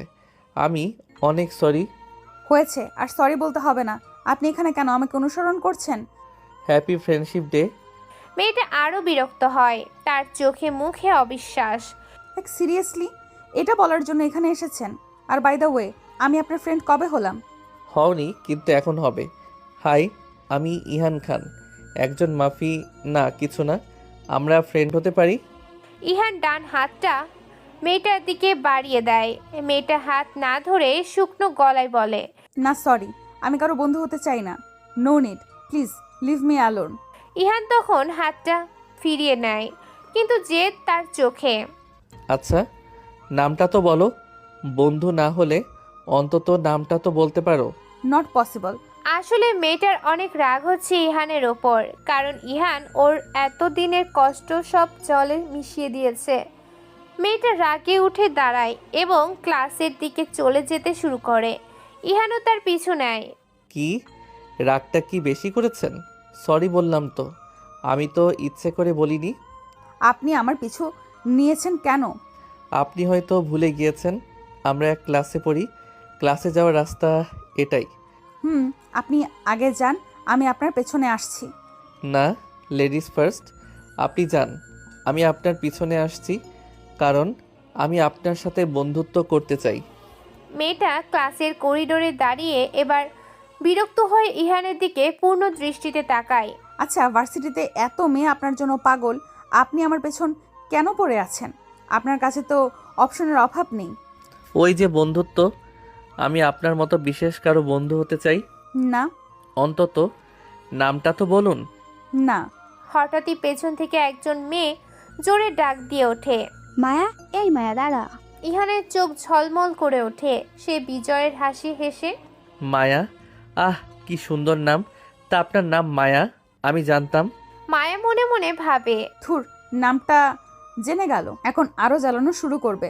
মায়া দ্রুত মুখ ঘুরিয়ে বলে, না, আমার নাম মায়া না, অন্য কাউকে ডাকছে। তাহলে ওর ডাকে দাঁড়ালেন কেন? আমি কিন্তু সব লক্ষ্য করি। সাইমা নামের সেই মেয়েটি এবার কাছে আসে। সে ইহানকে দেখে একটু থতমত খেয়ে বলে, দোস্ত, তোর সাথে একটা কথা আছে, চল। আরে ইহান, তুমিও এখানে? আমি সাইমা, মায়ার বেস্ট ফ্রেন্ড। ও গ্রেট, মায়া না? ওকে, বাই, তাহলে পরে কথা হবে। ওকে। ইহান দ্রুত ক্লাসে চলে যায়। সাইমা মায়ের দিকে ফিরে অবাক হয়ে জিজ্ঞেস করে, কি রে, তুই লাইব্রেরিতে গেলি? তাহলে ইহানের সাথে কি কথা হচ্ছিল? আরে বলিস না, বন্ধু হতে চায় তাই পিছু নিয়েছে। আমাকে জ্বালানো ছাড়া ওর আর কোনো কাজ নেই। সত্যি? ইহান নিজে থেকে তোর বন্ধু হতে চায় আর তুই ওকে ফিরিয়ে দিচ্ছিস? তুই কি পাগল নাকি? ওরকম একটা পেনসিমিং ছেলেকে কেউ ফিরিয়ে দেয়? বোকা মেয়ে। থাম তো, আমার এসব ভালো লাগে না। তুই বল, আমাকে ডাক দিলি কেন? আরে, আমার অ্যাসাইনমেন্ট সমস্যা হচ্ছে, একটু হেল্প করবি? চল। স্যার আসবেন এক্ষুনি, ক্লাসে চল। চল, বাট হেল্প করিস কিন্তু। আচ্ছা বাবা, করব। ওরা সবাই ক্লাসে চলে যায়। মায়া ক্লাসে ঢুকেই দেখে তার ঠিক পাশে ইহান বসে আছে। মায়ের কেমন জানি অস্বস্তি লাগছে। মায়া তাই একটু পর পর আর চোখে ইহানকে দেখছে। ইহান কেমন করে যেন ওর দিকে তাকিয়ে আছে। মায়ের অস্বস্তি আরও বাড়ে। মায়া বিরক্ত কণ্ঠে ফিসফিস করে বলে, আপনি আমার দিকে এভাবে তাকিয়ে আছেন কেন? এটা বিরক্তিকর। কই, আমি তো জানালার বাইরে দেখছিলাম সুন্দর প্রকৃতি। মিথ্যা, আমি দেখেছি আপনি আমাকেই দেখছিলেন। তাহলে তো এখন বলতে হয় তুমিও আমায় দেখছিলে। কি, কেন দেখছিলে? মায়া মনে মনে ভাবে, যা, আমি নিজেই ফেসে গেলাম। ও তো এখন এটাই বলবে। মায়া সামনের দিকে তাকিয়ে ধীর কণ্ঠে বলে, আমি অন্য কারো দিকে তাকাইনি। আসলেই প্রথম মায়েরও কাউকে ভালো লেগেছে। ইহান এমনই, তাকে দেখলেই সবার ভালো লাগে। কিন্তু এই ভালো লাগার পেছনে লুকিয়ে আছে এক ভয়ানক মাফিয়া, ইহান খান, যার মানুষ মারতে বিন্দু মাত্র হাত কাঁপে না। এভাবে পুরো ক্লাস ইহান মায়ের দিকে তাকিয়ে তাকিয়ে কাটিয়ে দিল। আর ইহানের দিকে তাকিয়ে ক্লাসের বাকি সব মেয়েরা। ক্লাসের ছুটি হলো। ইহান দেরি না করে করিডোরে পা দিয়েই মায়াকে ডাকে। মায়া? ইহানের মুখে মায়ের ডাকটা শুনে মায়ের কেমন জানি এক ভালো লাগার অনুভূতি হলো। মনে হলো যেন কোনো আপনজন তাকে ডাক দিয়েছে। সে থমকে দাঁড়ায়। আপনি কি বলছেন? বন্ধু হতে পারি? মায়ের মনটা একটু নরম হলেও সে তার রাগটা ধরে রাখে। জানি না, আপনি আমার গল্পে সেই আনন্দটাই নষ্ট করেছেন। আপনার সাথে কোনো বন্ধুত্ব নাই, আপনি যান। মায়ের কথা শুনে ইহানের মনটা খারাপ হয়ে যায়। তার সুদর্শন মুখে বিষণ্ণতা দেখে মায়া মনে মনে হাসতে হাসতে চলে যায়। তার এমন ব্যবহারে মায়া নিজেই অবাক হয়। মায়া মনে মনে ভাবে, আচ্ছা আমি হাসছি কেন? আমি তো কোনো ছেলের সাথে এভাবে কথা বলি না, তাহলে ইহানের সাথেই বা কেন এমন করলাম? উফ, এই ইহানটা বড্ড ঝামেলা। এত মেয়ে থাকতে শুধু আমার পিছনে কেন নিয়েছে? ব্যাপারটা কি না আর ভাবতে পারছি না। আর আমি ভাবছি বা কেন? মায়া এসব ভাবতে ভাবতে তার বাসার দিকে চলে যায়। রাফি ইহানের কাছে এসে বলে, কিরে বন্ধু, কিছু হলো? এত মন খারাপ কেন? না রে, ও তো বন্ধুই হতে চায় না, একেবারে স্পষ্ট বলে দিল। আরে ভাই, ওকে তো একটু খুশি কর আগে, মেয়েদের মন বোঝা কষ্ট। হ্যাঁ, শুভ ঠিক বলছে। তো সেই মাফিয়া কৌশল এখানে কাজে দেবে না। আচ্ছা, তাহলে তাই হবে। তবে শোন, তোদের এক কাজ করতে হবে। একটা স্পেশাল কাজের ব্যবস্থা কর। কি কি করতে হবে? কি কাজের কথা বল। শোন, যা যা বলছি কাল সকালে যেন সব রেডি থাকে, একদম পারফেক্ট চাই। আচ্ছা, আমাদের উপর ভরসা রাখতে পারিস? হয়ে যাবে, কাল সকালে সব দেখবি। তাহলে চল বাসায় যাই, এখানে থাকলে মেয়েরা আমাকে আর বাসায় যেতে দেবে না। ইহান, শুভ আর রাফি একটা বন্ধ ক্লাসরুম থেকে বেরিয়ে সোজা গাড়িতে উঠে এবং দ্রুত বাসার দিকে চলে যায়, মায়ের বাসায়। মায়া বাসায় পৌঁছালে তার মা এগিয়ে আসে। কিরে মা, কেমন গেল তোর ভার্সিটি আজ? এত তাড়াতাড়ি ফিরলি যে? আর বলো না মা, ও ভালোই গিয়েছে মা। মায়া কথাটা বলতে গিয়ে একটু ইতস্তত করে, মিথ্যা বলল। কি বললি? বুঝলাম না তো, একটু স্পষ্ট করে বল। বলেছি ভালো গিয়েছে, সব ঠিক আছে। আচ্ছা শোন, তোর বাবা এসেছে দুপুরে অস্ট্রেলিয়া থেকে, তোর জন্য অনেক কিছু এনেছে। কি? সত্যি বাবা এসেছে? কই বাবা, কই? আরে ব্যস্ত হোস না, রেস্ট নিচ্ছে। তুই ফ্রেশ হয়ে খেতে আয়, তখন বাবার সাথে কথা বলিস। আচ্ছা, আসছি। মায়ের মনটা আজ অনেক খুশি লাগছে। বাবাকে মায়া খুব ভালোবাসে, কারণ বাবা মায়াকে অনেক আদর করেন, যখন যা চায় তাই এনে দেয় তার। আর মায়া যে ছেলেদের সাথে মেশে না, এতে বাবার মায়ের প্রতি আরও অনেক খুশি। কিন্তু মায়া ভাবছে একটু আগে সে মায়ের সাথে মিথ্যা কথা বলেছে শুধুমাত্র ইহানের জন্য। কোনো ছেলের প্রতি মায়া এর আগে টান অনুভব করেনি, কিন্তু এই ইহানকে আজ একদিনেই ওকে বড্ড জ্বালিয়েছে। উফ, কি সুন্দর দেখতে! ভার্সিটির সব মেয়ে তার বন্ধু হতে চায়, আর সে এসেছে আমার বন্ধু হতে। মায়া এসব ভেবে নিজে নিজেই হাসছে আর হাসছে। আমি কি পাগল হয়ে গেলাম নাকি? কেন একা একা হাসছি? না, ওই ছেলের কাছ থেকে দূরে থাকতে হবে। যাই, ফ্রেশ হয়ে এসে বাবার কাছে যাই। মায়া ফ্রেশ হতে চলে যায়। এদিকে ইহানের বাসায় ইহান ওর রুমে রকিং চেয়ারে বসে মায়ের কথা ভাবছে। মায়ের সেই হাসি, রাগ, মজা সব ইহানকে কেমন জানি করে দিচ্ছে। মায়াকে যে কোনো মূল্য পেতেই হবে, এই সংকল্প তার চোখে। ইহান তার এনক্রিপ্টেড ফোন দিয়ে কাউকে ফোন দেয়। Hello Rocky. জি স্যার, আপনার কোনো আদেশ? মায়া ঢাকা ইন্টারন্যাশনাল ভার্সিটিতে প্রথম বর্ষে পড়ে। ওর ফোন নাম্বার সহ যাবতীয় সব কিছু ডিটেলস আমি নেক্সট 1 ঘন্টার মধ্যে আমার ফোনে চাই। একটা চুল পরিমাণ তথ্য যেন বাদ না যায়। স্যার, আমি আপনাকে আধ ঘন্টার মধ্যে সব পাঠাচ্ছি, চিন্তা করবেন না। ওকে, আই অ্যাম ওয়েটিং। দ্রুত কাজটা শেষ কর। এদিকে মায়া তার বাবাকে পেয়ে অনেক খুশি। প্রায় 10 দিন পর তার বাবা বিদেশ থেকে এসেছেন। আবার একমাত্র প্রিয় মেয়ে মায়া, এই হলো মায়া চৌধুরী, বাবা মায়ের একমাত্র মেয়ে। খুব শান্ত আর ভদ্র, সব সময় মার্জিত পোশাকে চলে। বড় ঘরের মেয়ে হলেও সবাইকে সম্মান আর শ্রদ্ধা করে। মায়ের মধ্যে বিন্দু পরিমাণ অহংকার নেই, যার তার গরিব অসহায় বাচ্চাদের সাথে সময় কাটাতে অনেক ভালোবাসে আর ভালো লাগে। মায়ের মতো মায়াবী, সুন্দরী আর অপরূপা মেয়ে খুঁজে পাওয়া খুবই কঠিন। 1000 জন ছেলে তার জন্য পাগল থাকলেও তার কাউকেই ভালো লাগে না। বাবা বলেছে ছেলেদের কাছ থেকে দূরে থাকতে, ব্যাস। আর কোনোদিন কোনো ছেলের সাথে মায়া মেশেনি। কিন্তু পরিস্থিতি ধীরে ধীরে পরিবর্তন হচ্ছে মায়ের জীবনে। মায়া খাওয়া দাওয়া শেষ করে বাবাকে বিদায় দিয়ে উপরে গিয়ে একটু রূপচর্চা করে বিছানায় গা এলিয়ে দেয় ঘুমানোর জন্য। কাল সকালে আবার যেতে হবে পার্কে বাচ্চাদের কাছে। প্রতিদিন সকালে মায়ের জগিং শেষে বাচ্চাদের সাথে কিছু সময় কাটায় এবং ওদের খুশি করে। মায়ের চোখ দুটো ঠিক যখনই লেগে আসবে, তখনই হঠাৎ তার ফোনে একটা মেসেজ আসে। অচেনা নম্বর থেকে আসা সেই মেসেজটা মায়া কৌতূহল নিয়ে খুলে দেখে। সেখানে লেখা, কাল অপেক্ষায় থাকবো, দেরি করো না। মায়া ভাবছে, কেই মেসেজ দিতে পারে? কেই বা আমার অপেক্ষায় থাকবে? কোথায় বা থাকবে? একটা ফোন দেবো নাকি? না, কোনো খারাপ কেউ বা হতে পারে। কে হতে পারে যে আমার অপেক্ষায় থাকবে? মায়া এসব ভাবতে ভাবতে একসময় ঘুমের দেশে হারিয়ে যায়। সারা রাত সে একটা সুন্দর স্বপ্ন দেখে যেন কেউ একজন তার জীবনের সব সুখ এনে দিচ্ছে। স্বপ্নটা ভাঙে খুব সকালে। মায়া ঘুম থেকে উঠে ফ্রেশ হয়ে জগিং এর জন্য উদ্দেশ্যে বেরিয়ে পড়ে। মায়া জগিং করে তার সে কাঙ্ক্ষিত পার্কে পৌঁছায়, কিন্তু একই দেখছে মায়া, আজ যে তার আগেই কেউ সেখানে বাচ্চাদের সাথে খেলা করছে। দূর থেকে দেখা যাচ্ছে এক সুদর্শন ছেলে তার গেট আপ অনেকটাই ইহানের মতো লাগছে। মায়া ধীরে ধীরে ওদের দিকে এগিয়ে যায়। হ্যাঁ, মায়া ঠিকই দেখেছে, এটা ইহান। মায়া যেখানে প্রতিদিন বাচ্চাদের সাথে খেলা করতো সেই জায়গাটা আজ খুব সুন্দর করে সাজানো, রং বেরঙের বেলুন, রঙিন কাগজ, ছোট ছোট খেলার ঘর, আরো অনেক কিছু। জায়গাটি উৎসবের রূপ নিয়েছে। আর যেন বাচ্চাদের চোখ জল করছে এসব দেখে। তাদের আনন্দের কোনো সীমা নেই।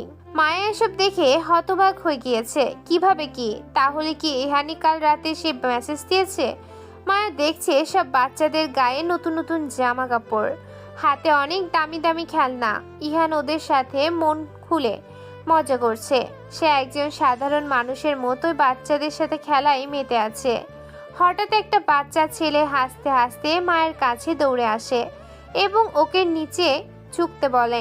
মায়ের নিচে ঝুঁকে বাচ্চাদের কথা শুনতে চেষ্টা করে। আপু, আপনি অনেক ভালো।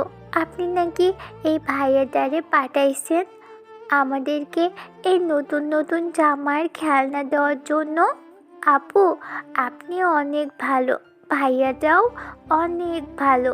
জানেন, আমাদের অনেকগুলো মিষ্টি চকলেট দিছে, খুব মজা। মায়া যেন বাচ্চাদের কথা শুনে আকাশ থেকে পড়ে। মায়া তো ইহানকে পাঠায়নি, বরং মায়া তো জানেই না যে ইহান এখানে কি করছে। আর ইহান এসব নিজে করে মায়ের নামই বা কেন বলল না? এর উত্তর শুধু ইহানে দিতে পারবে। মায়া এসব চিন্তা করতেই হঠাৎ ইহান তার দিকে ফিরে হাসি মুখে বলে, শুধু তোমার বন্ধু হতে চাই, তাই এই ছোট্ট সারপ্রাইজ।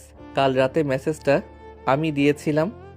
শুধু কি আমার বন্ধু হওয়ার জন্য এত কিছু, এত বড় একটা আয়োজন কেন করলেন? আমি তো আপনাকে বন্ধুত্বের জন্য জোর করিনি। আজ আপাতত বন্ধু হই, পরে না হয় বাকি উত্তরটা দেব। বাকি প্রশ্নের উত্তরগুলো জানতে হলে তো বন্ধুত্বটা জরুরি, তাই না? এক শর্তে হতে পারি। কি বলো? চিন্তিত হয়ে ইহানের মুখটা তখন চিন্তায় ভরে যায়। মায়ের শর্ত কি হবে তা সে বুঝতে পারে। ইহানের চিন্তিত ভাব মায়াকে বেশ মজা দেয়। সে হাসিতে ভেঙে পড়ে। সেই হাসি যেন মুক্তোর মতো ঝরে পড়ছে। ইহান অবাক হয়ে মায়ের মন মুগ্ধকর হাসি দেখছে। সে মনে মনে ভাবে এই হাসিটার জন্যই সে সব করতে পারে। কি, রাজি তো? আমার শর্তে রাজি তো? আপনি গল্প পড়লে আমি আর দেখবই না, আমি অন্য তাকের বই দেখব।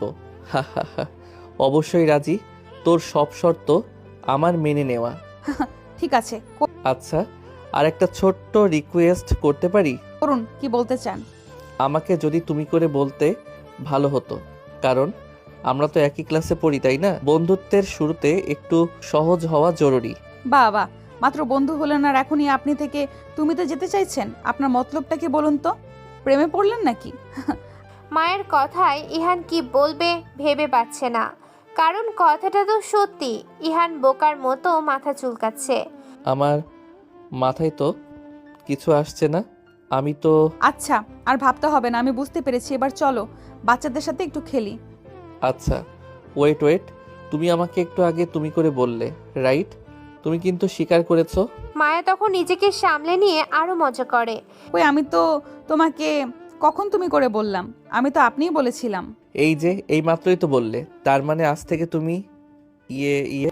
ইহান অনেক খুশি হয়েছে। খুশিতে সে বাচ্চাদের সাথে আরো অনেক মজা করেছে। মায়ের মনও তখন আনন্দে ভরে ওঠে। ইহান আর মায়া তখনও পার্কে। সামান্য বন্ধুত্ব আর আপনি থেকে তুমিতে আসাতে যে কেউ এত খুশি হতে পারে তা মায়ের জানা ছিল না। ইহানের শিশু সুলভ আনন্দ দেখে মায়া মুগ্ধ হয়ে তার কাণ্ড দেখছে। ইহান, মায়ের মুখে প্রথম ইহান ডাকটা শুনে যেন ইহানের হৃদয়ে সমুদ্রের বিশাল ঢেউ আছড়ে পড়ে। সে দ্রুত মায়ের কাছে এগিয়ে যায়। বলো। কাল রাতে কি তুমি তাহলে আমাকে মেসেজ দিয়েছিলে? আমি দিয়েছিলাম। একটু ভয় পাচ্ছিলি নাকি? তাহলে এই তোমার অপেক্ষার কারণ? এটা তো শুধুই বন্ধুত্ব দিয়ে বোঝানো যায় না। ওয়েট, তোমাদের জন্য আরেকটা সারপ্রাইজ আছে। ইহান ইশারা দিতে একজন ফুচকাওয়ালা তার সরঞ্জাম নিয়ে তাদের সামনে এসে হাজির হয়। ও মাই গড, এই সকালে ফুচকা? মায়া অবাক হয়ে যায়। তার চোখে মুখে বিস্ময়ের ছাপ। তোমাদের জন্য, বন্ধুদের জন্য এটা আমার স্পেশাল ট্রিট। আচ্ছা, তুমি কি করে জানলে যে আমার ফুচকা খেতে অনেক পছন্দ? আমি তো কাউকে বলিনি। সব বলতে হয় না, কিছু জিনিস সিক্রেট থাক, এটাই তো মাফিয়া স্টাইল। মায়া ইহানকে যতই দেখছে ততই অবাক হচ্ছে। মায়া ভাবে, আমার নাম্বার, আমার এখানে আসা, আমার পছন্দের খাবার, এত সব কিভাবে জানলো? নিশ্চয়ই কোনো রহস্য লুকিয়ে আছে। ইহান মায়ের মনের ভাব বুঝতে পেরে হেসে ওঠে। এখন এসব ভেবে লাভ নাই, আস্তে আস্তে সব জানবে। হা হা হা। তবে একটা কথা বলি, তুমি যতটা ভাবছো আমি তার চেয়েও বেশি জানি। মায়া এবার ভয় পেয়ে যায়, কারণ ইহান ওর মনের প্রশ্নের উত্তর দিয়েছে। এই তুমি কি মানুষের মন পড়তে পারো নাকি? সবার না, যারা অনেক স্পেশাল তাদের। মায়া আর কিছু বলে না, কারণ মায়া কিছুটা হলেও বুঝতে পারছে যে ইহান ওকে পছন্দ করে। আসলে মায়ের ইহানকে একটু একটু করে ভালো লাগতে শুরু করেছে। গতকাল মায়া দেখছে সবাই ইহানের পেছনে ঘুরঘুর করলেও ইহানের স্পেশাল অ্যাটেনশন ছিল শুধু মায়ের জন্য, যা মায়ের কাছে খুব ভালো লেগেছে। এরপর মায়া বাচ্চাদের নিয়ে ফুচকা খেতে মেতে ওঠে, আর ইহান শুধু তাকিয়ে তাকিয়ে দেখে। একবার ফুচকা খেতে সাধলেও ইহান খায় না, কারণ তাহলে তো আর মায়াকে দেখতে পারবে না ভালো মতো। খাওয়া দাওয়া শেষ করে ইহান বাচ্চাদের অনেক গিফট দিয়ে পাঠিয়ে দেয়। বাচ্চারাও অনেক খুশি হয়ে চলে যায়। এখন ইহান আর মায়া বেঞ্চে বসে আছে, দুজনের কেমন চুপচাপ। এই অস্বস্তিকর নীরবতা ভেঙে মায়া কথা বলে। আচ্ছা, বাচ্চাদের তোমার কথা না বলে আমার কথা বললে কেন? কারণ আমি তো নতুন আর তুমি ওদের পুরনো বন্ধু, তাই তোমার কথা বলাতে ওরা স্বাচ্ছন্দ্যে আমার সাথে মিশেছে। তুমি খুশি হয়েছো, এটাই আমার কাছে যথেষ্ট। আচ্ছা, আজ তো বেজায় খরচ করলে। তোমার আঙ্কেল বুঝি অনেক ধনী? ইহানের কথা শুনে হাসতে হাসতে পড়ে যাওয়ার উপক্রম হয়। মায়া খেয়াল করে এই হাসির পেছনে লুকিয়ে আছে এক অজানা কষ্ট। হাসছো যে, কোনো সমস্যা? আমার বাবা নেই। ও, তাহলে মা বুঝি? আমার মাও নেই। ইহানের এই কথাগুলো এত স্বাচ্ছন্দ্যে বলাটা মায়ের মনে অনেক প্রশ্ন জাগায়, যার উত্তর শুধু ইহানই জানে। তাহলে তুমি একা থাকো? সব কি আজই জানবে নাকি অন্য আরেক দিন? আজ উঠতে হবে, ক্লাসে যাবে না, অনেক দেরি হয়ে যাচ্ছে। মায়া ইহানের সাথে যখনই কথা বলে তখনই মায়া কেন যেন ওর মাঝে হারিয়ে যায়। মায়ের তখন বাইরের দুনিয়া সম্পর্কে খেয়াল থাকে না। মায়া ঘড়িতে তাকিয়ে দেখে 9:05 বাজে। ও, অনেক দেরি হয়ে গিয়েছে। আজ তাহলে যাই, ভার্সিটিতে দেখা হবে। আমি নামিয়ে দেই, আমার গাড়িটা তো পাশেই আছে। না, আমি একাই যেতে পারবো। কেন সংকোচ হচ্ছে যেতে? তোমার তো এতক্ষণে আমার সাথে স্বাচ্ছন্দ্য বোধ করার কথা। তা না। আচ্ছা চলো তাহলে, আজকের জন্য চলি। ইহানের চোখে মুখে খুশির ছাপ। মায়ের কাছে ইহানের এই ছোট ছোট বিষয়ে অনেক খুশি হওয়াটা ভালো লাগে, কারণ ভালো মানুষের এই গুণটা থাকে। মায়া ইহানের দামি বুলেট প্রুফ স্পোর্টস কারে করে যাচ্ছে। মায়া অনেক কথা বলছে আর হাসাহাসি করছে। আসলে এতদিন মায়ের কথা শোনার কেউ ছিল না। আজ থেকে কেন জানি ইহানকে মায়ের অনেক আপন মনে হচ্ছে। তাই মায়াও মন খুলে ইহানের সাথে কথা বলছে, আর ইহান মুগ্ধ হয়ে তার পাশে বসা অপরূপ সুন্দরীর মধুর মতো কণ্ঠের কথা শুনছে। মায়া, এসে পড়েছি তোমার বাসার সামনে। আচ্ছা, তোমাকে অনেক থ্যাঙ্কস লিফট দেওয়ার জন্য। It's okay, bye then. Okay. Hey wait, তুমি আমার বাসা চিনলে কিভাবে? আমি তো বলিনি। ওই যে সব তখন বললাম না, কিছু কথা বলতে হয় না। হা হা হা। মায়া অবাক হয়ে গাড়ি থেকে নামে, আর কিছু বলার আগে ইহান গাড়ি নিয়ে এক টানে সেখান থেকে চলে যায়। শুধু অবাক হয়ে ইহানের চলে যাওয়া দেখে মায়া ভাবে মানুষটার ভেতরে অনেক রহস্য আছে, যা আমার জানতেই হবে। কি ওর পরিচয়, কেন ও এমন করে সব। এরপর প্রায় 2 মাস কেটে যায়। ইহান আর মায়া এখন খুবই ভালো বন্ধু। মায়া এক অজানা অনুভূতিতে ইহানের প্রতি অনেক দুর্বল হয়ে পড়েছে। মনে মনে ইহানকেও ভালোবাসতে শুরু করেছে। মায়াও জানে যে ইহান ওকে কতটা ভালোবাসে। মায়া এখন শুধু অপেক্ষায় আছে কখন সে তার প্রথম ভালোবাসার মানুষকে পাবে, মানে কখন ইহান ওকে প্রপোজ করবে এবং ভালোবাসার কথা বলবে। একদিন সকালে মায়া ঘর থেকে বের হওয়ার সময় মাকে বলে, মা, আমি বের হচ্ছি, বাই। আচ্ছা যা, গাড়ি আছে নিচে, তুই চালাবি না কিন্তু। আমি শুনেছি তুই নাকি গাড়ি নিয়ে কোথায় কোথায় যাস। না মানে, ও একটু বান্ধবীদের সাথে ঘুরতে যাই। মায়া, এগুলো কিন্তু ঠিক না, ড্রাইভারকে দিয়ে চালাবি। আচ্ছা মা, আর চালাবো না, সরি। আচ্ছা হয়েছে, এখন যা। মায়া তার মাকে বিদায় দিয়ে গাড়িতে করে ভার্সিটিতে চলে আসে। মায়া আজ একটু তাড়াতাড়ি এসেছে যাতে ইহানের সাথে একটু বেশি সময় কাটাতে পারে। ভার্সিটিতে ঢুকে মায়া ইহানের সাথে দেখা করার জন্য ক্লাসের দিকে যায়, কিন্তু ক্লাসে গিয়ে মায়া যা দেখে তা দেখার জন্য মায়া মোটেও প্রস্তুত ছিল না। মায়া দেখে একটা মেয়ে ইহানের সাথে অনেক হেসে হেসে কথা বলছে, আর সাথে ইহানও মেয়েটির দিকে ঝুঁকে মনোযোগ দিয়ে কথা বলছে। এই দৃশ্য দেখে মায়া হতবাক হয়ে যায়।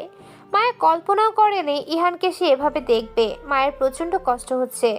মায়া কোনোভাবেই ইহানকে অন্য কারোর সাথে হাসাহাসি করতে মেনে নিতে পারছে না। মায়ের চোখ থেকে অঝরে পানি পড়ছে। হঠাৎই ইহানের চোখ যায় ক্লাসের দরজার দিকে। ইহান দেখে মায়া করুণ দৃষ্টিতে কান্নারত অবস্থায় ইহানের দিকে তাকিয়ে আছে। ইহানের চোখে চোখ পড়তেই মায়া সেখান থেকে দৌড়ে চলে যায়। ইহান মায়াকে ধরার আগেই মায়া ভার্সিটি ছেড়ে বাসায় চলে যায়। মায়া বাসায় ঢুকতেই তার মায়ের সম্মুখীন হয়। কিরে, এইমাত্র গেলি আর এখনই চলে আসলি? শরীর খারাপ লাগছে? আমার শরীর অনেক খারাপ লাগছে, তাই ক্লাস করিনি, চলে এসেছি। মা, আমি একটু একা থাকতে চাই, ঘুমাবো। আচ্ছা, ঘুমা। কোনো সমস্যা হলে আমাকে বলিস। মায়া আর কিছু না বলে নিজের রুমে ঢুকে দরজা লাগিয়ে বিছানায় পড়ে অঝরে কাঁদতে থাকে। মুখে বালিশ চাপা দিয়ে কাঁদতে থাকে। মায়ের অনেক কষ্ট হয়। ইহানকে এভাবে অন্য কারোর সাথে হাসাহাসি করতে দেখে মায়ের বুকটা ফেটে যাচ্ছে। মায়া ভেবেছিল ইহান হয়তো ওকে ভালোবাসে, কিন্তু এখন মনে হচ্ছে না, ইহান ওই মেয়েকে ভালোবাসে। মায়ের রাগে কষ্টে গা জ্বলে যাচ্ছে। মায়া খেয়াল করে ইহান ওকে একের পর এক ফোন দিয়ে যাচ্ছে।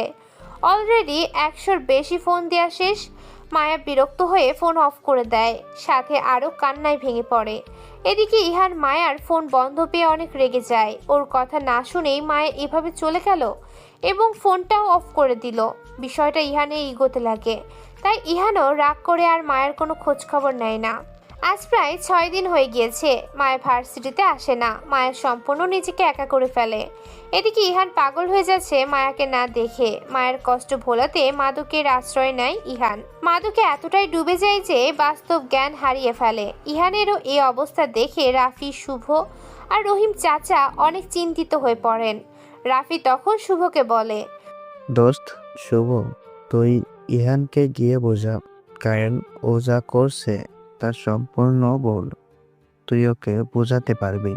ও যদি রেগে যায়, ওর এখন মাথা ঠিক নেই। তোমাকেও অনেক পছন্দ করে আর তোমার কথাও শুনে, তাই তুমি পারবে ওকে বোঝাতে। তুমি যাও বাবা। আচ্ছা, আমি দেখছি। আমার তো যেতে সমস্যা নেই, কিন্তু ওর যে রাগ, তাই ভয় লাগে। আরে কিচ্ছু হবে না, যা, তুই ওকে বোঝাতে পারলেই হলো।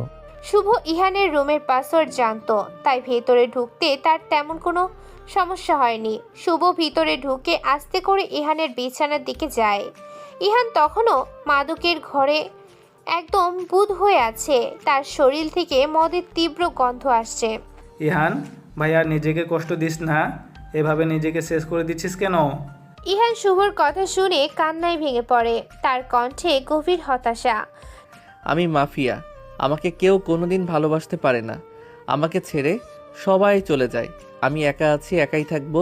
তুই চলে যা, আমাকে একা থাকতে দে। শুভ ইহানের কাছে গিয়ে ওর কাঁধে হাত রেখে তাকে সান্ত্বনা দেয়।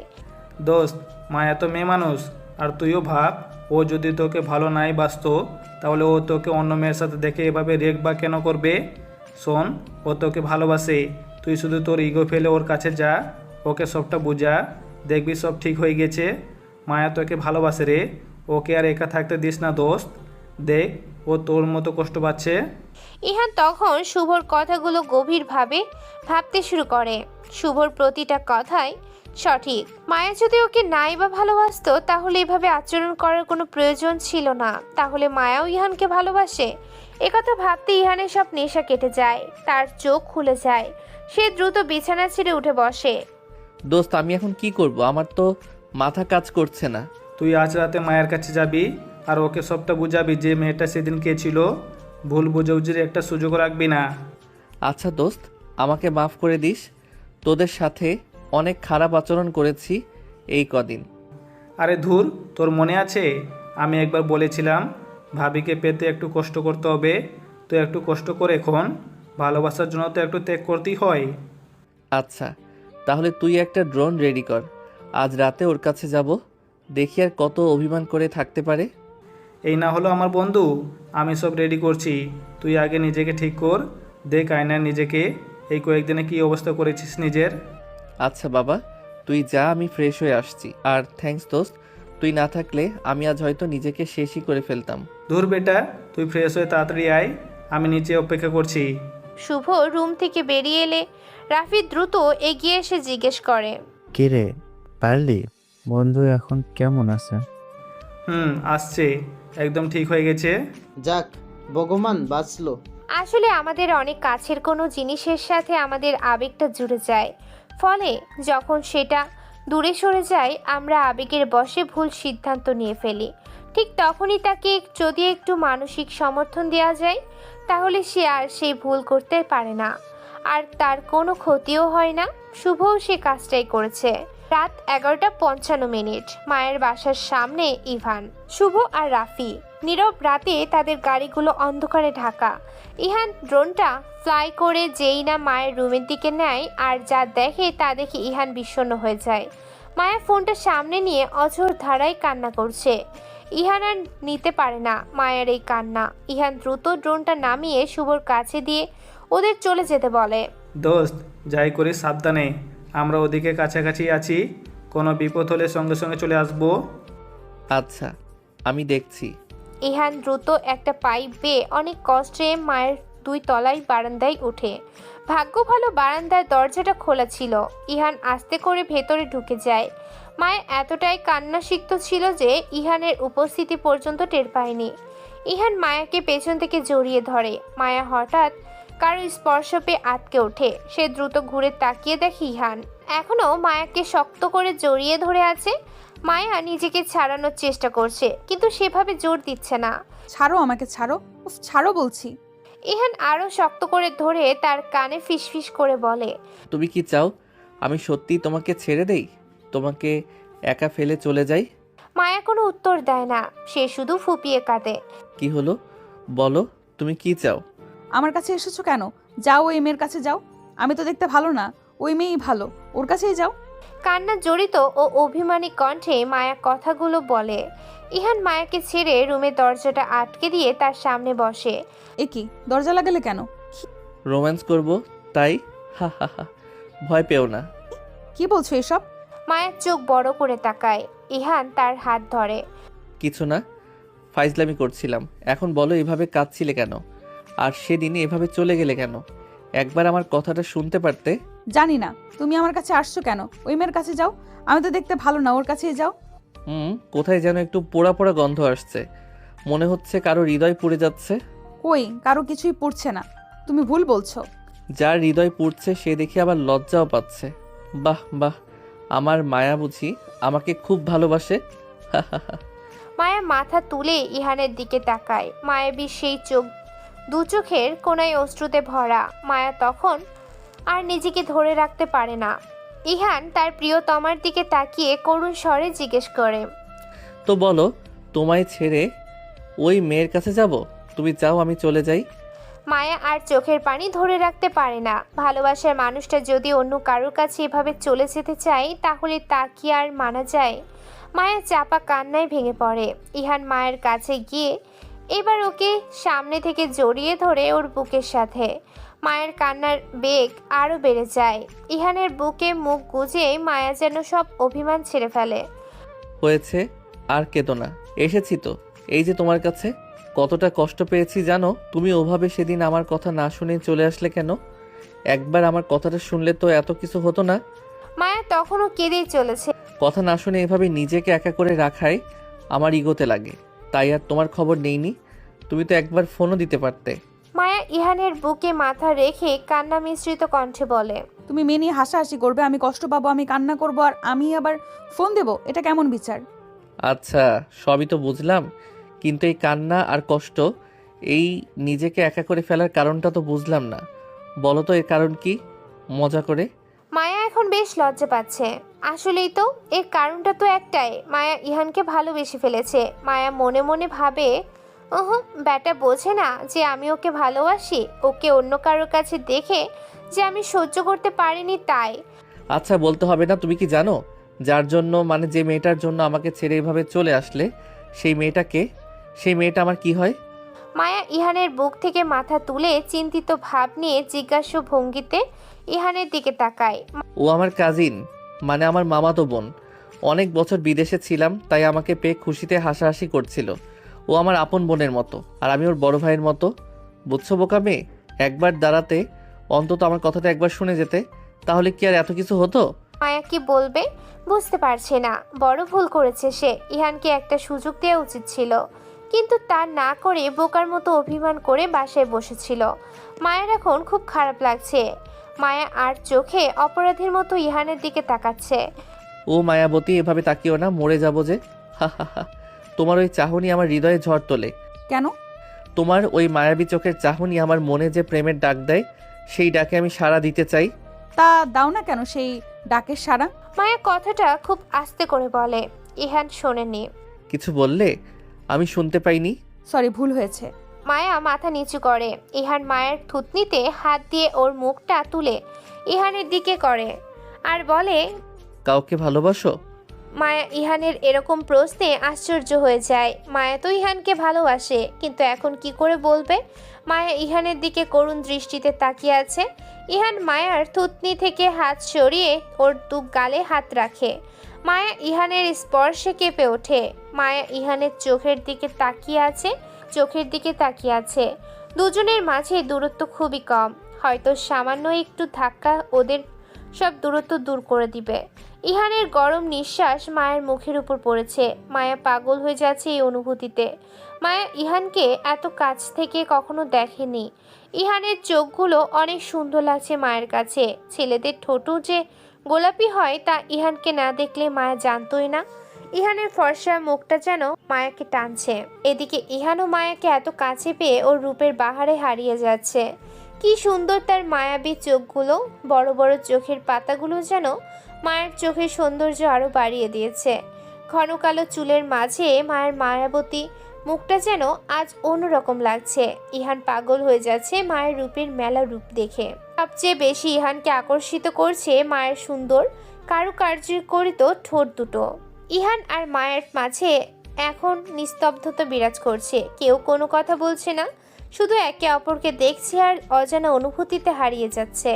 হঠাৎ ইহান নিস্তব্ধতা ভেঙে বলে, আচ্ছা তোমার কিছু বলতে হবে না, কারণ তোমার ওই চোখ দুটো কিন্তু বলে দিয়েছে তুমি কাউকে অনেক বেশি ভালোবাসো। আর কাকে ভালোবাসো তাও বলে দিয়েছে। কাকে কাকে ভালোবাসি আমি? মায়া আস্তে করে জিজ্ঞেস করে। ইহান মায়ের আরও একটু কাছে গিয়ে ওর গোলাপির পাপড়ির মতো ঠোঁটগুলোর দিকে তাকিয়ে আছে। খুব টানছে ওই ঠোঁটগুলো। মায়াও কোনো এক অজানা অনুভূতিতে ওর চোখগুলো বন্ধ করে ফেলে। ইহান দেখে মায়ের ঠোঁটগুলো কাঁপছে আর ওর চোখ দুটো বন্ধ হয়ে গেছে। মায়াকে এই অবস্থায় যা লাগছে না, যেন একটা পরীর মতো। ইহান আর নিজেকে ধরে রাখতে পারে না। নিজের প্রথম ভালোবাসাকে ভালোবাসার প্রথম পরশ স্পর্শ ভরিয়ে দেয়। ওরা দুজন হারিয়ে যায় অন্যরকম এক অনুভূতিতে। অনেকক্ষণ পর ইহান ফিল করে বিন্দু বিন্দু জল ও ঠোঁটের কাছে এসে পড়েছে। ইহান চোখ খুলে তাকিয়ে দেখে মায়ের চোখ থেকে অশ্রু ঝরছে। ইহান ঠাস করে মায়াকে ছেড়ে দেয়। দুজনেরই হাঁপিয়ে গিয়েছে। মায়া অন্যদিকে মুখ করে তাকিয়ে আছে আর কাঁদছে। ইহান মায়াকে ঘুরিয়ে ওর দিকে ফেরায়। ইহান দুহাত দিয়ে মায়ের চোখের সব অশ্রুগুলো মুছে দেয় আর বলে, কাল 5 মিনিট সময় হবে তোমার, তাহলে বলতাম তুমি কাকে ভালোবাসো আর কেন ভালোবাসো। হবে, আমি অপেক্ষা করব। আমি অপেক্ষায় থাকবো সেখানে যেখানে আগে অপেক্ষায় ছিলাম, ঠিক সেই শিশির ভেজা পার্কে। ইহান হঠাৎ মায়ের কপালে একটা চুমু দিয়ে বারান্দা দিয়ে বেরিয়ে যায়। মায়া কিছু বলার আগেই মায়া ওর ঠোঁটে হাত দিয়ে অপলোক দৃষ্টিতে তাকিয়ে আছে ইহানের যাওয়ার পথের দিকে। মায়ের আর আজ ঘুম হবে না, কারণ কাল কি হবে এই ভেবেই সে আজ তার ভালোবাসার সিক্ত রাতটা পার করবে। তার মনে শুধু ইহানের প্রতিচ্ছবি। পরদিন ভোরে শুভ আর রাফি ইহানদের গাড়ির পাশে দাঁড়িয়ে কথা বলছে। বন্ধুরা, কাজ হয়েছে। মায়া যে আমাকে ভালোবাসে রে, অনেক ভালোবাসে। এই মাফিয়াকেও আজকেও অনেক ভালোবাসে। কি বলিস দোস্ত? সত্যি তোর জীবনটা এবার তবে পূর্ণতা পাচ্ছে। ও ওকে বলেছিস তুইও যে ওকে ভালোবাসিস? তার জন্য কাল তোদের হেল্প লাগবে। কিরে শুভ, করবি না? আমার সবচেয়ে বড় দিনে পাশ থাকবি না? শুভ কি যেন গভীর চিন্তায় ডুবে আছে। ইহান তাকে ইঙ্গিত করে। কিরে বল, কি ভাবছিস? হ্যাঁ হ্যাঁ করব, অবশ্যই করব। বল কি কি করতে হবে, তোর খুশিতে আমরাও খুশি। হ্যাঁ দোস্ত, বল। ওই যে পার্কে আমি ওকে প্রথম দেখেছি না, সেই পার্কে কাল বিকেল 4টায় ওকে প্রপোজ করব। তোরা আমাকে সাহায্য করবি, সব আয়োজন করতে হবে। আচ্ছা দোস্ত, যেমন বলবি ঠিক তেমন হবে। তাহলে বল কিভাবে কি করতে হবে। আগে বাসায় চল, তারপর সব বলছি। ইহান, রাফি আর শুভ গাড়িতে করে বাসার দিকে যেতে থাকে। এদিকে মায়া বিছানায় শুয়ে আছে। আজ ওর খুব ভালো লাগছে, অন্যরকম অনুভূতি হচ্ছে। মায়া একটু পর পর ওর ঠোঁট স্পর্শ করছে আর লজ্জা পাচ্ছে। মায়ের খুব উত্তেজনা ফিল হচ্ছে কাল কি হবে ভেবে। কারণ মায়া জানে কাল হয়তো ইহান ওকে প্রপোজ করবে। কিভাবে কি করবে ভেবেই মায়ের মনে এক অন্যরকম শিহরণ বয়ে যাচ্ছে। মায়ের চোখে কোনো ঘুম নেই, শুধু কালকে সে বিশেষ ক্ষণের অপেক্ষায়। ইহানের বাসায় ইহান সব পরিকল্পনা শুভ আর রাফিকে বুঝিয়ে দেয়। কি সব বুঝেছিস তো? এইভাবে সব করবি, কোনো ভুল যেন না হয়। বুঝছি দোস্ত, কালকে সত্যি তোর জন্য অনেক বড় একটা দিন। দেখিস কাল তুই অনেক অবাক হবি। আমি এমনভাবে সাজাবো যে মায়া ভাবিও অবাক হয়ে যাবে। কি বলিস দোস্ত, সত্যি? আচ্ছা, তোর যেভাবে ভালো লাগে সেভাবেই সাজাস, যাতে ওর পছন্দ হয়। আচ্ছা, আমার ডিজাইন দেখিস। দোস্ত, আমিও সাহায্য করব, সাধারণ আমার দারুণ লাগে। আচ্ছা করিস, তাহলে আমি যাই, তোরা সব করিস। আর থ্যাঙ্কস দোস্ত, তোরা না থাকলে আমি কিছুই না, সত্যি। দূর বেটা, তুই আসিস বলেই আমরা আসি। কি বলিস শুভ? হ্যাঁ দোস্ত, ইয়ার না থাকলে আমরা কিছুই না। দোয়া করি যেন তোর কিছু না হয় কখনো। সেই দোয়াই করিস। মরতে হলে তোদের সাথেই মরতে চাই। আসুন, কাল আমার যে অনাথ আশ্রম আছে ওটায় 10 লক্ষ টাকা পাঠিয়ে দিস, ওরা আমার খুশিতে খুশি হোক।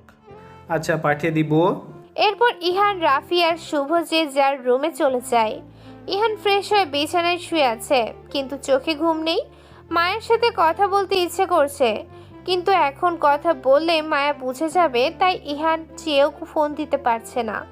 মায়ের সেই মিষ্টি পরশগুলো ইহানের খুব মনে পড়ছে, আর এক অন্যরকম অনুভূতি হচ্ছে। ইহান এসব ভাবতে ভাবতে এক সময় ঘুমিয়ে যায়। অন্যদিকে একটি স্যাটেলাইট ফোন কানে একজন চাপা স্বরে কথা বলছে। কাজটা যেন ঠিক মতো হয়, ভুল হলে তোদের একটাকেও কিন্তু জিন্দা রাখবো না, কোনো সাক্ষী যেন না থাকে। জি স্যার, সব রেডি, নিখুঁতভাবে হয়ে যাবে। পরদিন বিকেলে ইহান সেজে গুজে নিচে নামে, তার চোখে উত্তেজনা। দোস্ত, তাহলে আমি যাই, দোয়া করিস যেন ও রাজি হয়। আরে অবশ্যই হবে। আর ওকে আজ যা লাগছে না, একদম ডার্ক প্রিন্স। ডার্ক প্রিন্স না ডার্ক মাফিয়া, হা হা হা। আসলেই শুভ কই রে? ওকে যে দেখছি না। আছে, প্রপোজের জায়গা সাজাচ্ছে হয়তো। আচ্ছা তাহলে আমি যাই। আমাকে নিবি না? আমি দেখতে চাই। তুই গিয়ে কি করবি? আমরা না হয় একটু একা থাকলাম, শুভকেও না করেছি থাকতে, আর পুরো পার্কটাই তো আমার আজ। আচ্ছা যা, শুভকে তাড়াতাড়ি আসতে বলিস। ইহান তখন সিঁড়িতে শুভকে দেখতে পায়। আরে শুভ, এসেছিস? কাজ শেষ? হ্যাঁ দোস্ত, কাজ সব শেষ। এখন তুই তাড়াতাড়ি যা আর ভাবিকে অবাক করে দে। আমি তোর গাড়ির ব্যবস্থা করছি। থ্যাঙ্কস দোস্ত। ইহাস কথাটা বলে চলে যায়। শুভ রাফিকে বলে, দোস্ত আমার সাথে চল, তোর সাথে একটু কথা আছে। কি কথা বল, আমি তো এখানে শুনবো। আরে আগে বাইরে চল, তোকে একটা জিনিস দেখাবো, চল। আচ্ছা দোস্ত চল। এমনিতেও তোর সাথে এখন আর আগের মতো কথা হয় না, চল একটু ঘুরে আসি। চল। শুভ রাফিকে নিয়ে বেরিয়ে গেল। পার্কে ইহান মায়ের জন্য অপেক্ষা করছে। সময় এখন 3:50। শুভটা খুব সুন্দর করেই সাজিয়েছে জায়গাটা। অনেক গোলাপের পাপড়ি দিয়ে মায়ের আসার রাস্তা তৈরি করেছে। রাস্তার শেষে লাভ হার্ট বানানো, সেখানেও বিভিন্ন ধরনের ফুল আর লাল গোলাপের ব্যবহার করা হয়েছে। ইহান সেখানে দাঁড়িয়ে আছে। ইহানের সাজ আজ একদম ডার্ক প্রিন্সেসের মতো। কালো প্যান্ট, কালো স্যুট আর কালো জুতা, একদম ডার্ক প্রিন্স। ইহান মায়ের জন্য অপেক্ষা করছে। ইহান মায়াকে দূর থেকে দেখতে পাচ্ছে। মায়া আসছে। মায়ার মায়াও জায়গা দেখে অবাক হয়ে যায়। এত সুন্দর করে সাজানো দেখে মায়া অনেক খুশি হয়ে যায়। আজ মায়া নীল শাড়ি পরেছে, চুলগুলো পিছনে খোলা, ঠোঁটে হালকা লিপস্টিক, কপালে টিপ, চোখে কাজল। মায়া ইহানের বানানো গোলাপের পাপড়ির রাস্তা দিয়ে হেঁটে ওর কাছে গিয়ে দাঁড়ায়। ইহান মায়াকে দেখে যেন পাগল হয়ে যাচ্ছে। সাক্ষাৎ পরী যে সামনে দাঁড়িয়ে আছে, নীল পরী। মায়াকে দেখে ইহান স্তব্ধ হয়ে গিয়েছে, সব ভুলে গিয়েছে। ইহান শুধু মুগ্ধ হয়ে মায়াকে দেখছে। মায়া হেসে ওঠে। খালি কি দেখবো নাকি অন্য কিছু বলবে? আমি জানি গো মায়া, কাকে তুমি অনেক বেশি ভালোবাসো। এই যে নীল শাড়ি পরেছো, এটা তো আমার পছন্দের। তুমি যাকে অনেক বেশি ভালোবাসো সেও তোমাকে বলতে চায়। ইহান মায়ের সামনে হাঁটু গেড়ে বসে পড়ে। ইহান মায়ের সামনে এক গুচ্ছ গোলাপ ফুল ধরে আর বলে, আমি জেনে গেছি মায়া, তুমি আমাকে ভালোবাসো। আর আজ আমিও তোমাকে বলতে চাই মায়া, আমিও তোমাকে অনেক বেশি ভালো। হঠাৎ বিকট বিকট কয়েকটা শব্দ হলো, গুলির শব্দ। ইহান ঠাস করে ফুল হাতে নিচে পড়ে গেল। 6টা গুলি লেগেছে ইহানের সব পিছনে। ইহান মাটিতে শুয়ে পড়ে, রক্তে নদী বয়ে যাচ্ছে ইহানের পেছন থেকে। মায়া ইহানের এই অবস্থা দেখে পাগলের মতো কান্না করতে থাকে আর বলে, ইহান ইহান ইহান। ইহানের জানটা এখনো আছে, যায়নি। ইহানের জীবনের শেষ মুহূর্তে শুধু একবার বলতে চাই ভালোবাসি। তাই রক্তাক্ত শরীরের সব শক্তি জুগিয়ে সেই রক্ত লাগানো ফুলগুলো তুলে যেই মায়াকে দেবে, ঠিক তখনই কেউ ইহানের হাতটা পা দিয়ে চেপে ধরে। সাথে পিষে যায় লাল রক্তে মিশ্রিত লাল গোলাপ গুচ্ছ। মায়া আর ইহান দেখে পিস্তল হাতে শুভ দাঁড়িয়ে আছে। মায়া শুভর পা ধরে সরাতে চেষ্টা করছে, কিন্তু তার পারছে না। কি বন্ধু, কেমন অবাক হলি?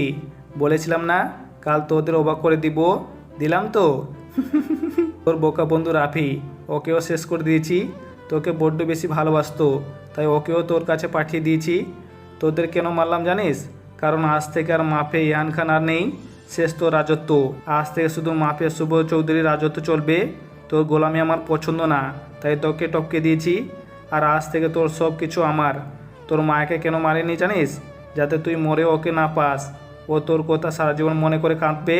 ইহান অনেক কষ্টে জোরে মায়া বলে ডাক দিয়ে যেই না বলবে ভালোবাসি, শুভ ইহানের মাথা বরাবর গুলি করে দেয়। আর সাথে সাথে ইহান এই দুনিয়া ছেড়ে চলে যায়। শেষবারের মতো বলতে পারেনি মায়া ভালোবাসি। মায়া ইহানের দিকে অপলক দৃষ্টিতে তাকিয়ে আছে। কিছুক্ষণ পরই হঠাৎ ইহানের রক্তাক্ত বুকে ঠাস করে পড়ে যায় মায়া। আর শুভ হাসতে হাসতে সেখান থেকে চলে যায়। কিছু ভালোবাসার পূর্ণতা কোনো দিনও হয় না, হয়তো হওয়ারও ছিল না।